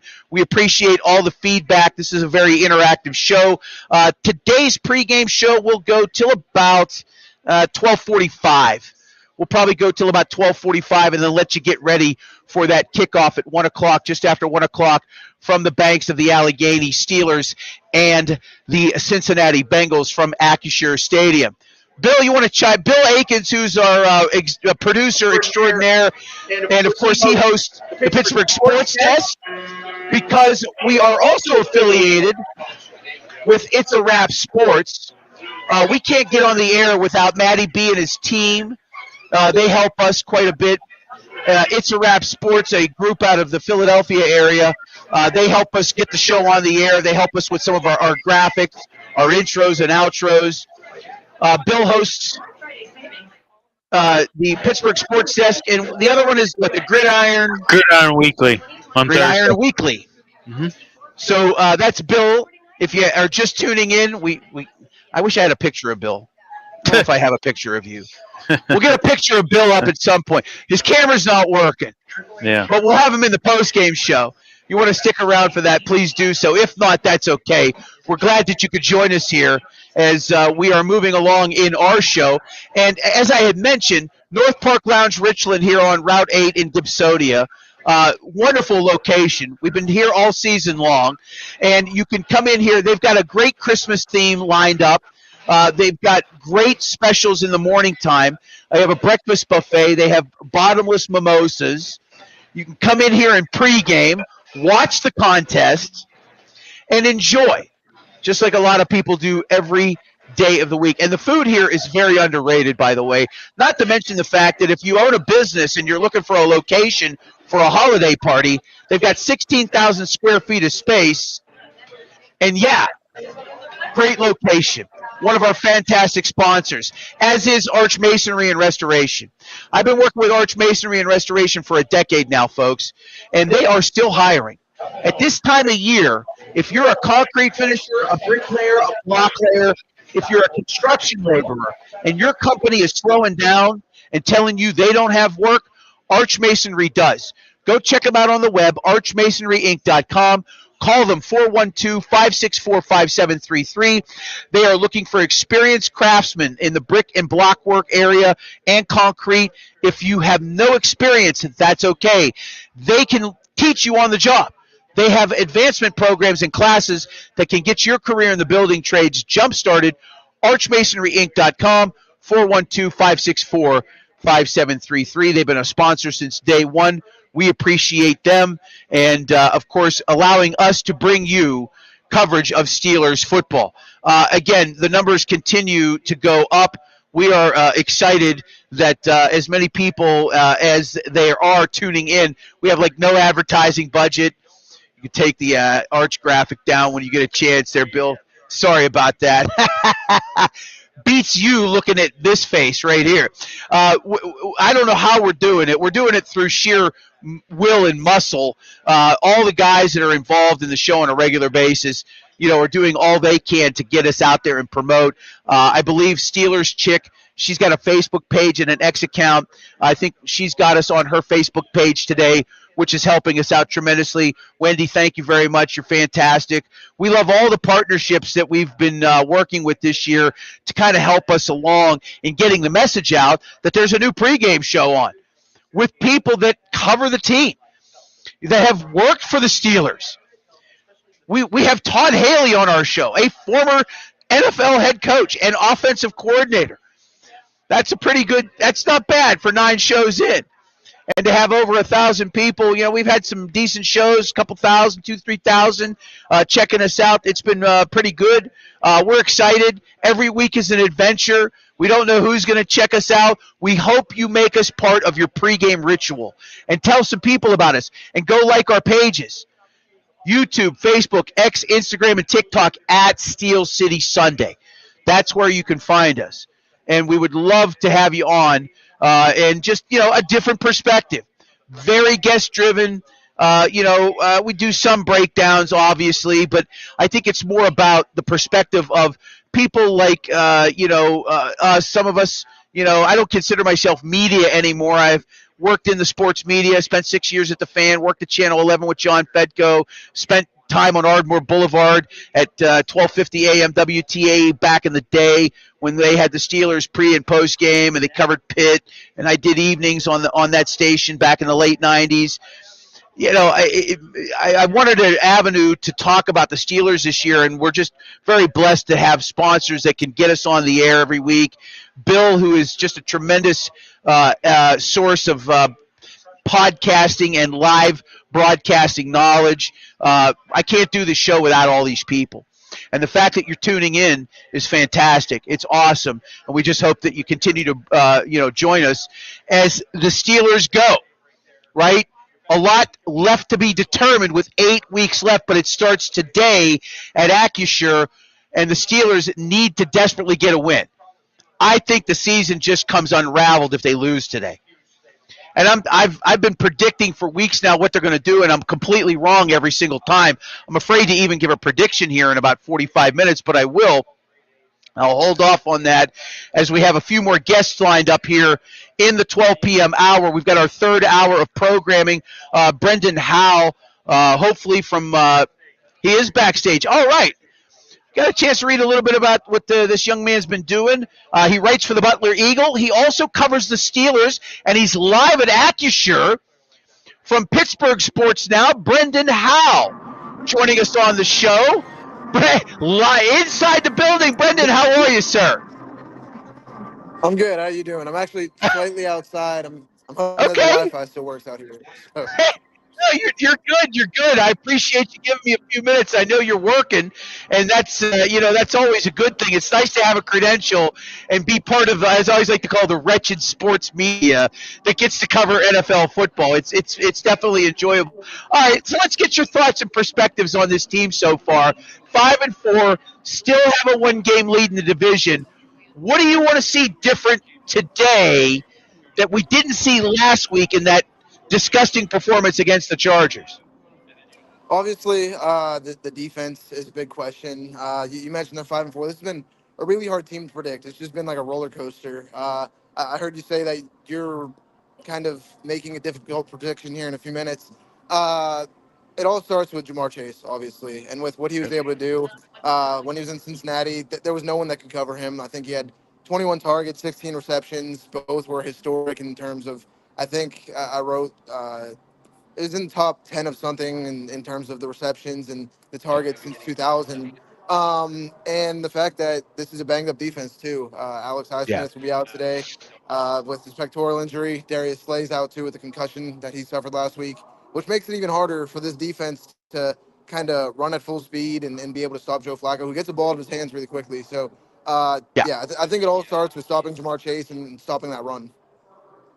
You said a couple things there that were important. I'm going to try to address them in reverse order, starting with Flacco and his quick release. And look, we can pick apart a defense and say they've been lackluster, they've been poor. Obviously, when you can get to a quarterback when it's more than 2.5 seconds to throw a football, you got a better chance of creating turnovers. Because these quarterbacks are first read, and 2.5 seconds has to be first read, maybe second read, what can they do? Is there anything they can do to defense against that or change that? Yeah, Mike Tomlin talked about it earlier this week in terms of Joe Flacco gets the ball out of his hands so quickly because he's a veteran guy. He knows the receivers are going to be. He said if it was the younger guy that hold on to the ball maybe a second or two longer, press coverage maybe helps with that. Obviously, it's with two receivers that are as talented as Ja'Marr Chase and T. Higgins are, that's much easier said than done. Guys like Cam Hayward get their hands up. We saw it a ton dating back to training camp and them knocking balls down. TJ Watt's done that in the past. So it's a mix of that, just maybe being tighter in coverage and getting their hands up and maybe getting in Joe Flacco's face as much as they can. We're talking with Brendan Howe. He writes for Pittsburgh Sports Now. He also covers the Steelers for them and the Butler Eagle. He's kind enough to join us live from Acrisure Stadium down on the banks of the Allegheny River. I want to piggyback on something else you did mention earlier, and that was that Alex Highsmith is out today. So that brings Nick Herbig back into the fold. A lot of talk has been made about his inability against the run. We're going to have to see a lot of him, obviously. And what do you what do you anticipate seeing from Herbig in terms of maybe improvement against the run and what he does bring to the table in defending the pass? And the thing with the Bengals rushing offense is it's not this world-beating rushing offense. It's not this super talented rushing offense. It was actually a surprise last month. I think it's a month to the day that they weren't able to stop Chase Brown there in Cincy, which again kind of goes back to worrying about Jamar Chase. But Nick Herbig has provided a spark every time he's come in, to the point where some fans are calling for, hey, maybe put him in instead of Highsmith in a bigger role. He's someone that the Steelers can count on. Like you said, maybe not as much in the run, but this is also a defense where it counts a lot on turnovers. And when it doesn't get them, it kind of fails and doesn't have the best time. So he's someone that can go in there and make big plays when needed, though. Let's talk about the offense for a minute. A lot's been made of the 3 and outs. They've been horrible. I mean, 12 possessions last week. I talked a little bit about this earlier. 5 3 and outs, a field goal drive that was essentially a 3 and out, 2 interception drives that were just 2 plays, and then you had the end of the drive at the first half where it was just 3 plays, and that's 9 of your 12 possessions. I know that they're not all technically 3 and outs, but I mean, you can't sustain a successful season. You can't have a successful season if that continues. How do they change that?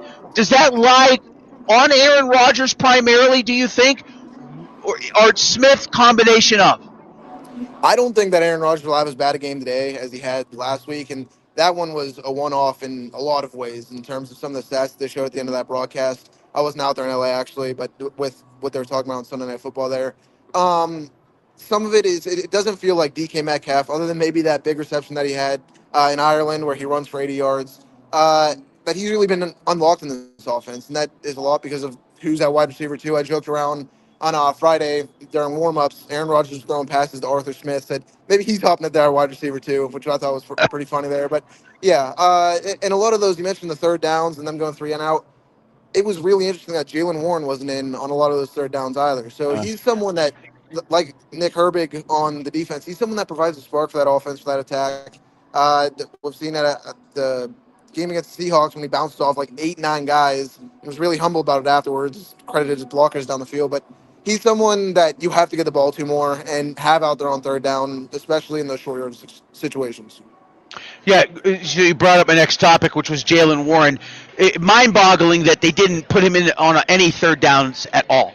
Like, stunning, considering that's how he made his name and it built his reputation as a guy that could, get you the key yards you need and then some. His yards after catch are really what's spectacular about him, and that you don't put him in on a single play.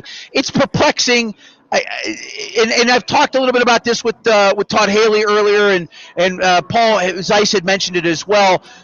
Sometimes Art Smith and Tomlin, they get into these ruts where here's our plan, and we're just going to stick with it as long as we can, and they tend to stick with it a little too long sometimes. Yeah, and Kenneth Gainwell is a guy, he's not a scrub. Like, he came out, I think it was in the Vikings game, he had just about 100 yards rushing. I'm not sure if he was just short or just over that, but he's not someone like, he's not your regular backup running back, but you'd prefer to have Warren in more so than him, especially with what he's able to do in terms of pass blocking too. He can step up, kind of protect Rodgers. He's someone, Kenneth Gainwell isn't too far of a drop-off, but Warren, it should be the guy. Okay. One last prediction before I let you go, and I appreciate you coming on board because I know you're working. What do you think's going to happen today? What's your prediction, Brendan? I have a bad feeling here. Like I said, Jamar Chase has been on my mind all week. Nobody really mentioned him by name there in the locker room, but I think that the Steelers come out just short. High-scoring game again. I'll say 35-31. Hey, how's the wind? Right now, it's not too bad. I walked over here from downtown. I parked downtown, and it was pretty bad on the way over. I'm glad I had a hoodie. All right, that always important when you're trying to bet a total. I'm kidding. All right, Brendan, thank you. Great job. Nice, good insight. Appreciate you coming on board, okay? Sure. Thanks for having me. All right, Brendan Howe. You can check him out at Pittsburgh Sports Now. He covers the Steelers for them. Also writes for the Butler Eagle. I love having a mix of both young and old broadcasters, reporters, writers on this show. I think it's critical to get perspectives from all kinds of different angles. And again, as we are doing this show, this is our 8th broadcast. We didn't do one last week.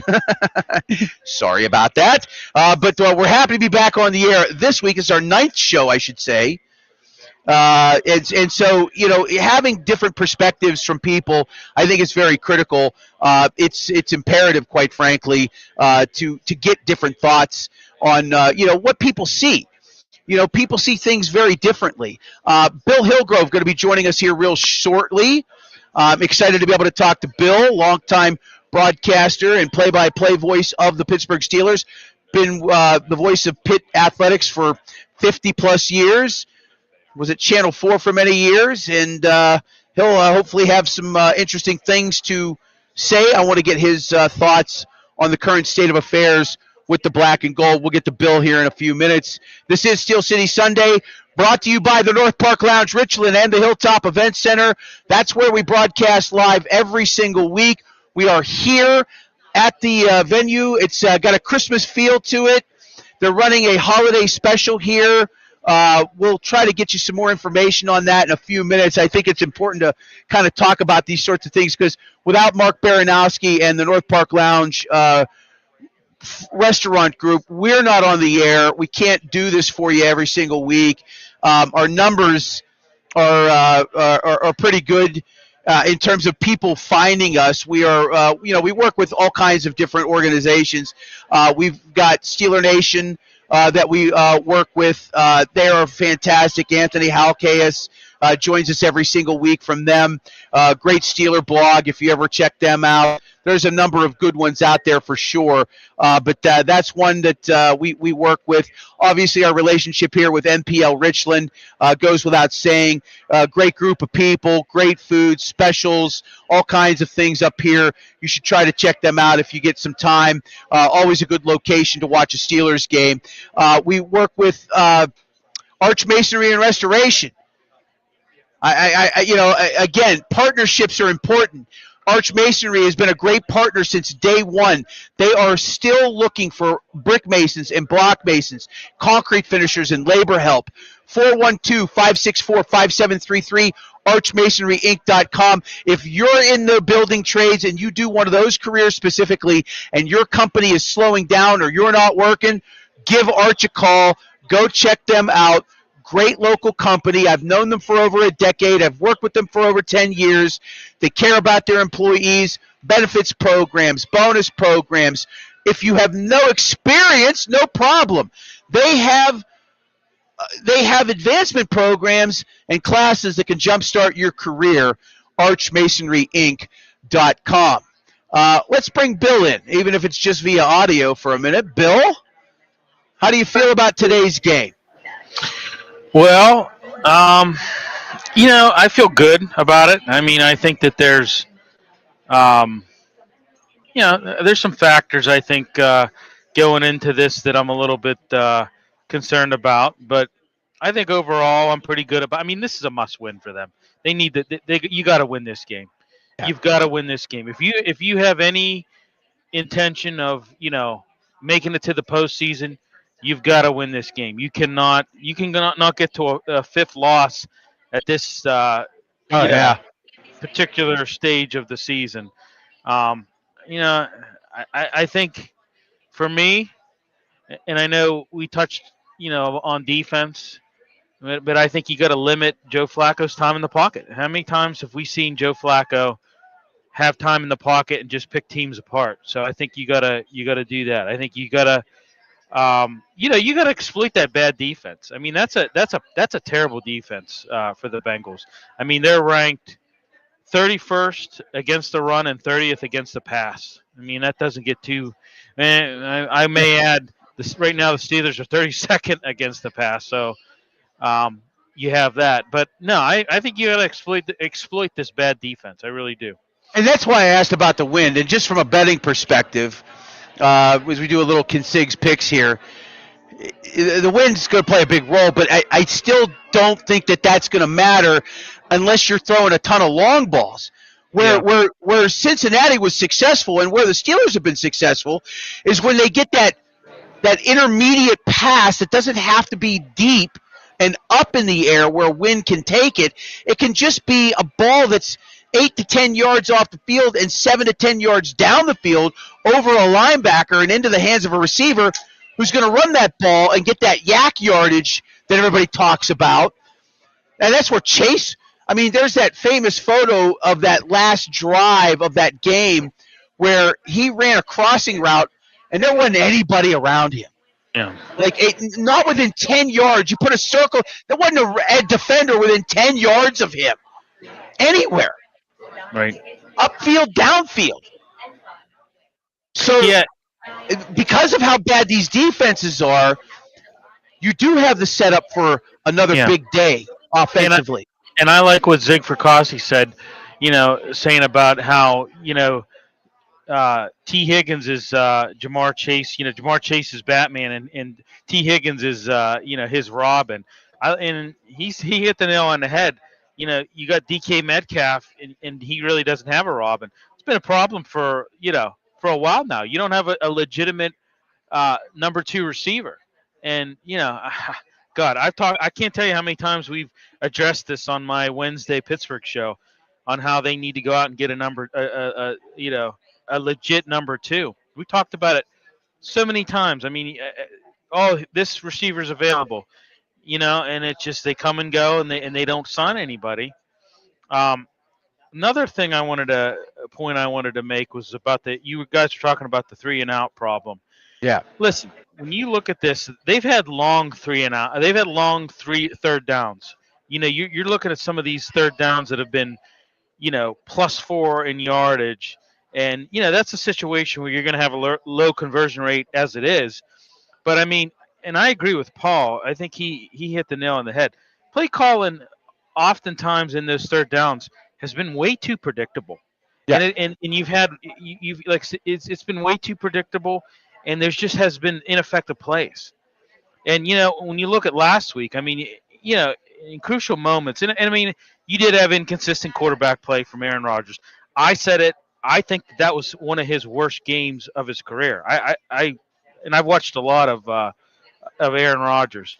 There was a lot of poor decision making. There was inaccurate throws, and when you're trying to convert on third down, that kind of exacerbates that whole situation. So. All right, we are minutes away from hopefully having Bill Hillgrove on. I will check in with him. This is Steel City Sunday, live from the North Park Lounge, Richland, and the Hilltop Event Center. Hopefully Bill will be joining us here in just a couple minutes, and that'll be exciting. I haven't talked to Billy since the summertime. All right. We had him on our show. It was about a little over a year ago. On our Wednesday show. It was the best show we did. It was great having him on. Man, we had a lot of fun with him. Well, there's just so many layers to his professional career, you know what I mean? And I mean, he's seen everything. Right. He's seen everything. He's seen everything from the 60 series, you know what I mean? Yeah. Through the last 3 World Baseball Championships, the rise of the Penguins. He's seen everything that's important in Pitt football history and basketball history. I mean, I'd like to talk. I want to talk Sam Clancy and Eastern 8 basketball with him, because I grew up in that era where before the Big East, when they were playing in the Eastern 8 and they were making NCAA tournaments, which was unheard of back in 79 and 80 and 81, with a guy who would later go on and play in the NFL, Sam Clancy. Yeah. Well, and it's amazing. He's 85, and he's still. I think he's. I mean, yeah. You have his number. I do not. Okay, I'm going to send this to you, and let me send this to you. Maybe you can get with him. All right, hang on a second here. We're just doing a little work here in the show. Sorry about that, folks. We're going to try and get Bill Hillgrove on here in just a moment. John Phillips with you. It is Steel City Sunday, live from the North Park Lounge, Richland, and the Hilltop Event Center. We will have post-game show immediately following this contest. Immediately following Steelers and Bengals, John Fedko joins me. Jerry DePaula joins me. We will break down the Steelers and Bengals game. We will hear from Mike Tomlin as well. We'll have his post-game presser for you, so you'll get a chance to hear that. Make us a part of your routine on Steeler game days. We are live every time the Steelers play, 3 hours prior to kickoff and immediately following. We try to bring you 5 hours of coverage of the Steelers. Right now sitting at 5-4, first place in the AFC North, but the Ravens are lurking, just a game back of first. Cincinnati 3-6. Who really cares what the Browns are doing? They're the Cleveland Browns, and they never compete. All right. Working our way towards hopefully Bill. Maybe we can get him on here in a few minutes. And then at 12:30, we will do Behind Enemy Lines. Joining us from Cincinnati will be Mike Santagata, who writes for SI.com, and he is a podcaster. He covers the Bengals on Bengals Talk. He can be found on X and YouTube. Mike Santagata to join us for Behind Enemy Lines. That is at 12:30. And then as soon as that's done, quick prediction, and we will finish up. All right, let's talk about the games, and what I like against the spread, because if I tell you I like something, you just want to play the opposite. That's going to make you a ton of money. All right, looking at these games today, Atlanta -4.5 against Carolina. This is a divisional game. I like Carolina in this spot to bounce back after a home loss last week. I'm going to take the Panthers in the 4.5. Buffalo, a 6-point favorite at home against Tampa Bay today. I like Tampa +6. Jacksonville and the Chargers. Boy, this game is going to be another good one. Chargers 7-3. They're trying to keep pace with the Denver Broncos. Jacksonville at home 5-4. They're in a dogfight there in that AFC South division. We'll see how this one plays out today. I kind of like the Chargers -3. Bengals and Steelers. Steelers 5.5. I don't know if I can trust them right now. I'm probably leaning Cincinnati plus the points. The other game at 1 o'clock that is some interest to me is Chicago and Minnesota. It's a divisional game. Minnesota -2.5 at home to the 6-3 Bears. Give me the Bears plus the 2.5. Late games today, Baltimore at Cleveland. The Browns laying 7.5. I'll take the Ravens. I think that's the best bet on the board today. Kansas City and Denver should be a good one. That's at 425. Broncos +4.5 at home. Give me those points. And then the late game, another great one. Detroit at Philadelphia. Eagles just 2.5. Just 2.5 points. Answer it. Talk to them. Let them know who you are. +2.5 should be a great contest, and we will try to figure that one out. I'm going to probably lean Lions in that one for you as well. All right. So we're going to hopefully get Bill on here in just a few minutes. We're trying to work through some issues, and we'll get him on here in just a few minutes, and then we'll get Mike Santagata on, and then we'll wrap up today's show. I'm just going to tell you right now, I don't like the Steelers today. I'm just going to go out on a limb. I've been so bad at predicting things. I'm scared. I'm scared that they just get in these ruts where they have a plan and they just stick with it for far too long. It's hard to change at anything, right? And let alone being a head coach in the National Football League, one who is 19 years into his profession, one who has won a Super Bowl and played in 2. Talk about the lack of success in the postseason the past 8 years. All goes to the wayside. This team's got to find some change when they are in spots where things are not working. And that's not to say that they haven't tried to change, but maybe it is about, can't wait till the mid-third quarter. Maybe it's got to happen earlier than that. All right, Steel City Sunday continuing to roll on. I think we're going to have Billy here in just a moment, and it'll be nice to chat with him. And he's calling again. Let's get him helped out. We're going to get this all figured out and try to get Bill on here in just a few. No good? He just hung up? Okay. All right. Let's see. We're going to be okay. All right, that's good. That's fine.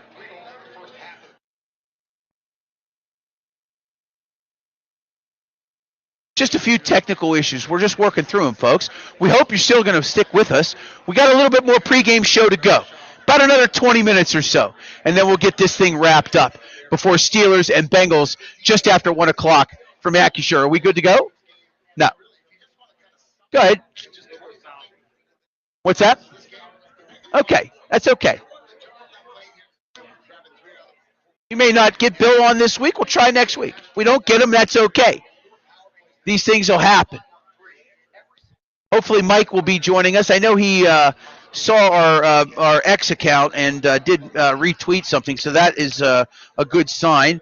Hopefully we'll be able to get him on board here in just a few minutes. And here's Billy. I'm going to take this call.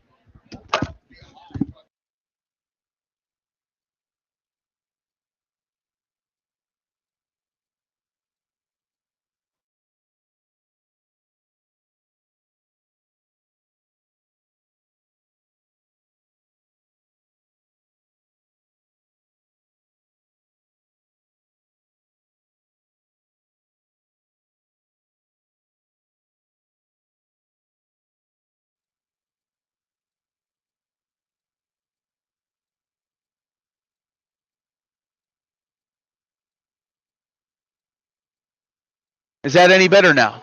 Okay, there we go. We got over 1,000 of you watching us just on Facebook alone. Thanks for joining us. Stick with us. We're just fighting through a few things. These things happen, in this early stages of this show.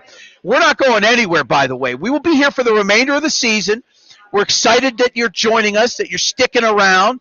And again, every time the Steelers play, 3 hours prior to kickoff, and you can follow us on all the social media sites, X, YouTube, Facebook, Instagram, and TikTok, at Steel City Sunday. And without further ado, Bill Hillgrove, live on our show. Mr. Hillgrove, sir, good afternoon. It's great to be with you, and let's hope that the Steelers can get this season back on track. Yeah, without a doubt, Bill. You've seen a lot of Steeler football over the years. What are your impressions of this version of Mike Tomlin's team? Well, it's been inconsistent, and I thought that they had everything together when they started to defend the run better, because you go back to that October 16th game against Cincy, and I think that was their undoing. Not stopping Chase Brown. He had a couple of big runs to kick off drives, and it took all the pressure off Joe Flacco, and he just sat there and played the violin. And with those receivers, that's a dangerous situation. So I think stopping the run, and if you can do that and put it all on Flacco, I think you can win this game, maybe even comfortably. This defense, they've invested incredible amounts of money. It's been, fairly well talked about. Are you surprised at how much they've struggled given the amount of money that they've paid for everybody that they have in here? Is it surprising in some ways? Yeah, it sure is. I mean, I scratch my head because, they should be doing a much better job at slowing people down. And with the exception of a couple of games, they just haven't been able to do it. That's the whole name of the game, especially in the NFL. Make a team one-dimensional, make them throw the ball, 3 downs out of 4, and you should win the game. But they haven't been able to do that, and I don't know why. I wish I had the answer, and I'm sure Terrell Austin wishes he does too. Yeah, he's certainly come under some pressure. They all are feeling some sort of pressure, I would think, although one could argue that as well. Bill Hillgrove joining us, spent over 30 years calling Steelers games, of course, longtime voice of Pitt Athletics. Offensively, Billy, last week, obviously a very disappointing game, worst one that Aaron Rodgers has had. He stepped up and obviously took his medicine afterwards. But this team, over 42% of their drives end in 3 and out. Why? It leads the league. I struggle to see it why that percentage is that high. Well, I agree. And, early on, I thought that Calvin Austin could be that second receiver, but he just hasn't stepped up to that position. And now, people key on DK Metcalf, and the other guy, our best option becomes the tight end. And I think we become one dimensional in that regard. And I just think we're too easy to scout. So let's hope that they can be a little more balanced with distributing the football to wideouts. And last year they got into the same thing with Russell Wilson. Oh, let's go to the tight end. Let's go now. There are other people out there, and it's got to be balanced. Yeah, it is got to be balanced. Are you surprised that they've gone with as many 3 tight end sets? I guess with the lack of a wide receiver too, you get these situations. It's nice to see they're using Darnell Washington more. I don't know why they didn't use him when they first drafted the kid. I absolutely loved him. Big hands, soft hands, big target. First couple years here, he was a ghost. And now you've got 3 tight ends. You got John Smith and obviously Freiermuth. A little weird, but still can be managed. What do you feel about the 3 tight end setups that they employ at times?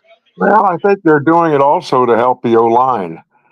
And I guess, I thought it would be better, and I know they've had their share of injuries, and so maybe that's been a mitigating circumstance. I just thought this line would develop a lot quicker than it has. And as a result, they're probably trying to help him. And with regard to Washington, when he came out of Georgia, he was kind of an unpolished diamond. He didn't catch the ball as well as a lot of people thought he should. In other words, he wasn't a Freiermuth, but there's not too many of those walking around. Right. He's gotten better. And so, they're wise to use him. But in the meantime, that second receiver is necessary, and I don't think anybody stepped up. Okay, that's fair. That's fair. Let's talk Jaylen Warren for a minute. He didn't see the field on 3rd down last week. Considering he made his name as a 3rd down guy, a little surprised. I would imagine that's going to change this week. He's your best running back, but I don't think he's built for 25 carries a game. And so, that's their dilemma. And if they're going to use him in 1st and 2nd down situations, I guess they got to give him a rest and let somebody else run the thirds. He can't be an every down guy. He's just not built for that.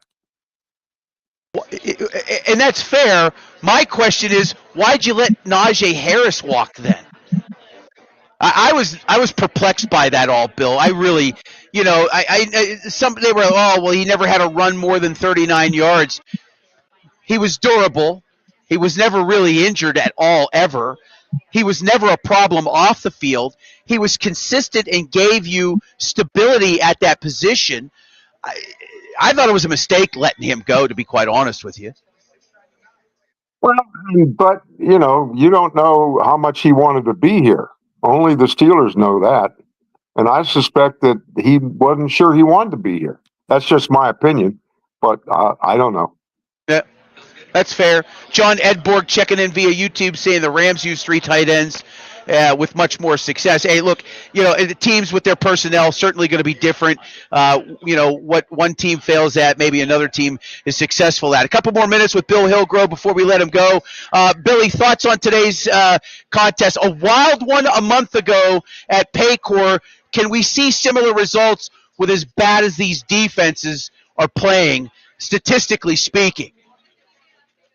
I'll tell you what, if we are privy to Chase Brown's rushing stats now, as much as we are at the end of the game, I'll answer that question. But I really think the answer is to contain that running game, which was non-existent, I should say, before the Steelers played them. For some reason, it just clicked for them, and they've gotten better in that department. But I think you got to put it all on Flacco. That's just my opinion. Yeah, I agree with you, and it's going to live and die by how I think they cover that first wide receiver and being Jamar Chase. He's throwing the ball at these quarterbacks, especially a veteran like that. 2.5 seconds, hard to defend, hard to get to the quarterback when they're able to get the ball out that quickly. Yeah, and the reverse of that is I thought last week, and I know Aaron Rodgers didn't see the field as well as he normally does, but he was under duress. Yeah. And I think that's another key. You got to keep him cleaner, especially since, he does get out of the pocket and move very well, but he's no threat to run down the field. And as a result, teams can kind of guard against that. And, they got to give him a little more time. Yeah, a little bit more time indeed. Quick prediction, final score, Bill. What do you think happens today? I think the Steelers win. I think they can win comfortably. And, but, I'm not a good picker. I picked the Germans in 2 World Wars. Hey, have you been watching any of this game from Madrid? By any chance? No, I haven't had the chance. Matter of fact, I had to start on my prep for Pitt and Bucknell for tomorrow.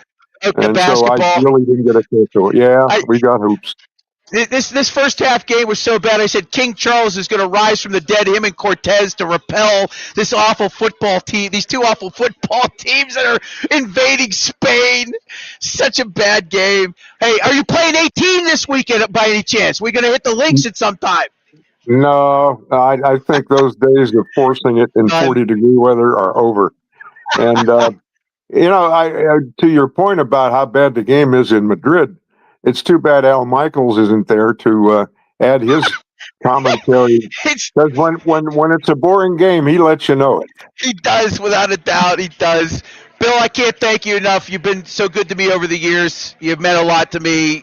You've covered so much sports in this town. It's your venerable encyclopedia. Thank you so much for coming on our pregame show, sir. You're more than welcome, and anytime, John. All right, very good. Thank you so much. Bill Hillgrove, such a great human being. Just love just chatting with him about anything sports related and non-sports. He's just, when you get into this line of work, and I this again quasi media at this stage for myself, Bill was such an influence on me and what I wanted to do. When I first remember tuning into Channel 4 as a little kid, and transistor radio, listening to sports and whatnot, Bill was a big part of why I decided to do what I did. All right, our Behind Enemy Lines segment is next. Mike Santagata, and I hope I'm saying that right, who writes for SI.com, covers the Bengals, does a show called Bengals Talk, can be found on X. Let's bring Mike on board to talk about these pesky Bengals. Mike, good afternoon, sir. How are you? I'm doing pretty good. How are you doing? Not too bad. I was actually driving through town this week. I had to work in Louisville, and I stopped, and I'm not going to lie, I stopped and got a couple 3-ways at Skyline. I was so happy. I'm like miserable. I'm like, 6.5 hour drive. I saw a little sign. I'm like, whoop, put a smile on my face, buddy. You get to live with that. That's a delicacy for someone like myself. A little dangerous on a 6.5 hour drive, though. Right? Yeah, most definitely. That's why those stops along the way are important. All right, so let's talk about these Bengals, 3-6. But, man, scoring points in bunches. And the last 2 weeks, it's a shame. And I say this just not – and I'm not a fan of the Steelers like I once was. Yeah, I've covered the team years ago. The Bengals were in a position to really right the ship for themselves, and they've let back-to-back games get away from them. At 6 losses, they are literally no room for error. They could conceivably easily win this game today. Can you talk about the last 2 weeks and the mindset of the team and how they feel after just devastating losses when they were ahead? Yeah, I mean, you look at those games, and 30-plus points in the one game against the Jets. We saw the Jets on Thursday night, but the Jets scored more. The Jets, Fields had 250 yards. They gave up over 200 yards rushing. It's just not hard to figure out why they lost that one. It's just this defense is a disaster. It's the worst in the league by points. Yeah. It's the worst in the league by eyeballs. It was true against the Bears, too. The Bears, they scored more than 40 points in that game, and they lose that one. And the offense gave them the lead with 50 seconds left, and they blow it because they couldn't tackle and they couldn't cover. And that's just been the story of the team the last 3-4 weeks, is even against the Steelers, is why is it got to be so hard? Why are you scoring 30 plus points all these weeks and the defense can't get a single stop? Yeah, it is frustrating. You're not alone. You're not alone in those struggles. We've seen enough of it certainly this year as well. John Edborg checking in via YouTube. I believe the Bengals are telling the team no W, no Burrow this year. Look, I'm not. I can understand that thought process. Let's say the Bengals do lose today. You still got to bring Joe back before the end of the season, right? I mean, you can't just keep him out for the remainder of the year, even if he's healthy. I think it sends a bad sign. If just my opinion. What do you think? Yeah, I think I saw the latest report was Burrow's going to play no matter the record. I think they lose all these games. It's Burrow's decision, and Burrow himself is a little bit of a maniac, so he's going to go out there and play. I think he'll be playing. I don't know if it'll be Thanksgiving or the week after, but he's coming back quicker than they expected. And I know, like, in a vacuum, this is a dumb decision. Like, this team is not making the playoffs if they lose this game and the next one and whatever else to get there. But I think he just really needs to get out there and play. Yeah, no, I agree with you. And it is a murderous schedule for you. I mean, back-to-back games against the Ravens, and in between there, I think it's Buffalo. Yeah, and then there's the I'm missing somebody out. Patriots game next. Mm-hmm. So at least that game's at home, but as hot as the hottest team in the league, without a doubt. They've won 8 in a row. They're 9-2 and tops in the AFC.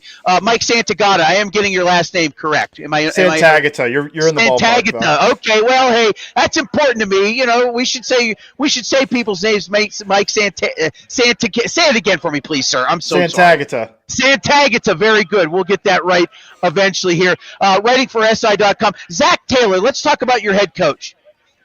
Is he on the hot seat? I mean, every coach seems to be on the hot seat with the exception of a few. But, I mean, he's suffered under some injuries, obviously. Got him to a Super Bowl a few years ago. But it's a what have you done for me league lately. Where is Zach Taylor in all of this in terms of his coaching status and being here maybe next year? Yeah, I think the seat's warming up. He has another year on his deal. And, look, we all know the Brown family is not one that wants to waste money on a guy that's not going to be there. But they did let Marvin Lewis go with another year on his deal. And it feels a bit like the end of Marvin Lewis's tenure in terms of, like, guys, it just doesn't feel like the effort's there. He's not inspiring them in the same way. I think his seat's warm. I don't know if I'd go all the way to hot yet, but he loses this game, and you got that murderous row that you brought up, and Burrow comes back, and let's say that Burrow isn't very happy with what he came back to. Yeah, I'd say then it starts really heating up. But I'd say it's warm. I wouldn't be that surprised if he ends up gone. It'll be at the end of the year. I don't expect anything mid-season. But end of the year, I could definitely see him being out. How bad is Jamar Chase going to tear this defense up today? I mean, are we going to get a repeat performance? That would be so hard. Like, the Steelers have to go into this game with one game plan, right, on defense. It just has to be, okay, I don't care if they run for 200 yards. I don't care if T. Higgins has 200 yards. We are not giving up 200 yards and 16 catches or whatever to Jamar Chase. That can't happen. I expect them to double him a lot. You'll still probably get some catches, but I cannot imagine Mike Tomlin is not going into this game thinking, like, we have one goal, guys. We have one goal. You had one job. Yeah. Well, look, we've talked about this. And I don't think that this is a unique situation to Mike Tomlin, Art Smith, Terrell Austin, the coordinators. Coaches get into these plans where they're like, first drive, second drive, here's how we're going to attack defensively, and they're going to stick with this the whole game. And then it takes them too long to maybe break out of that because it's not working, and they stick with it a little too long. Maybe you've seen the same thing. I don't know if you agree or disagree. Yeah, I think sometimes. I think the last game, it felt like they were just throwing a lot of stuff at the wall, but they never really went to a lot of just true double bracket type of, we're taking away Jamar Chase. Like, they'll do some stuff to kind of shade coverage his way, but they didn't implement the entire like stop number one game plan that I think I'm expecting today. And if not, I expect him to kind of do the same thing he did last time. Yeah, okay. Well, that's very possible. I mean, again, tendencies. Look, the problem with Mike Tomlin, I mean, you've heard it probably. There was that Julian Edelman comment. He's doing the same things when I was playing still, right? Players this year have said predictable, too predictable. But and they continue to keep being predictable. At some point, you would think maybe they're going to change something, but they don't. I don't know why. Yeah, and it really doesn't work against Flacco because he grew up through that. Like that's where he was grinding his teeth in those 2010s years, and against Mike Tomlin. And so the defense hasn't changed. He's seen this defense 20, 30 times, so he's fine. That's, I think, why he was able to get the ball out so quick and get it to Jamar Chase every time. On the simple, he ran 3 routes. He ran a slant, a stop, and an out, and they just never covered it. And he just knew, lining up, I know what Tomlin's running here. Run one of these 3 routes, you'll get open. All right, we're joined by Mike Santagata. He is a writer for SI.com. He covers the Bengals in Cincinnati. Bengals Talk, I believe it is. Is that the podcast? Bengals Talk? That's the SI affiliate. There's no podcast. That's the affiliate. Right okay, that's fine. No podcasting? You're not doing any kind of – everybody has a podcast. I mean, what are we talking about here? Let's get on that right now. But no, seriously, Flacco, ageless wonder. These guys that are in their 40s, and we haven't seen the types of numbers that Joe's putting up from our 40-something quarterback. He's going to be 42 here in a couple weeks. Are you surprised? I mean, in a way, I'm not. He's been really, what an amazing pickup by the Bengals. I was a little surprised because he was playing pretty poorly for the Browns, but I guess that just goes to show how poor the Browns situation was for him. Well, offensively, I don't think they had the weapons that you guys do. No, absolutely not. I mean, he's been lights out. I'm just going to be honest. It's been fun to watch. I'm not even talking about the losing. I'm just talking about from a pure football perspective. You know what I mean? To see somebody like that just give it, and he gives it every game, right? It's all left out there. I respect it. I really do. And I know it's tough. You're 3-6. It's another season of disappointment. And Joe Burrow, I mean, he and Baker Mayfield are my top 2 favorite quarterbacks in the league. It just have been for quite some time. And it's tough when your franchise quarterback goes down. But it's been a pleasure to watch Joe Flacco play this year. It really has been.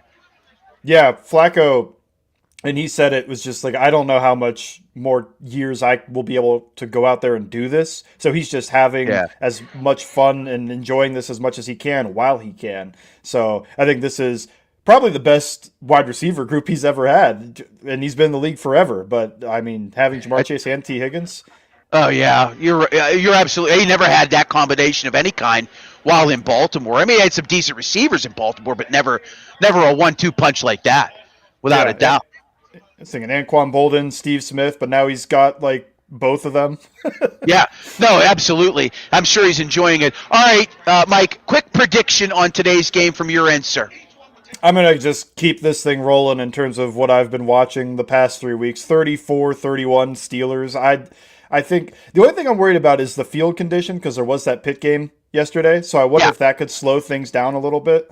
So it's funny you mentioned that. The all sports station in town not too long ago on X had a video. The field looks great from a distance, but when you roll in, there's potholes everywhere, especially along the side.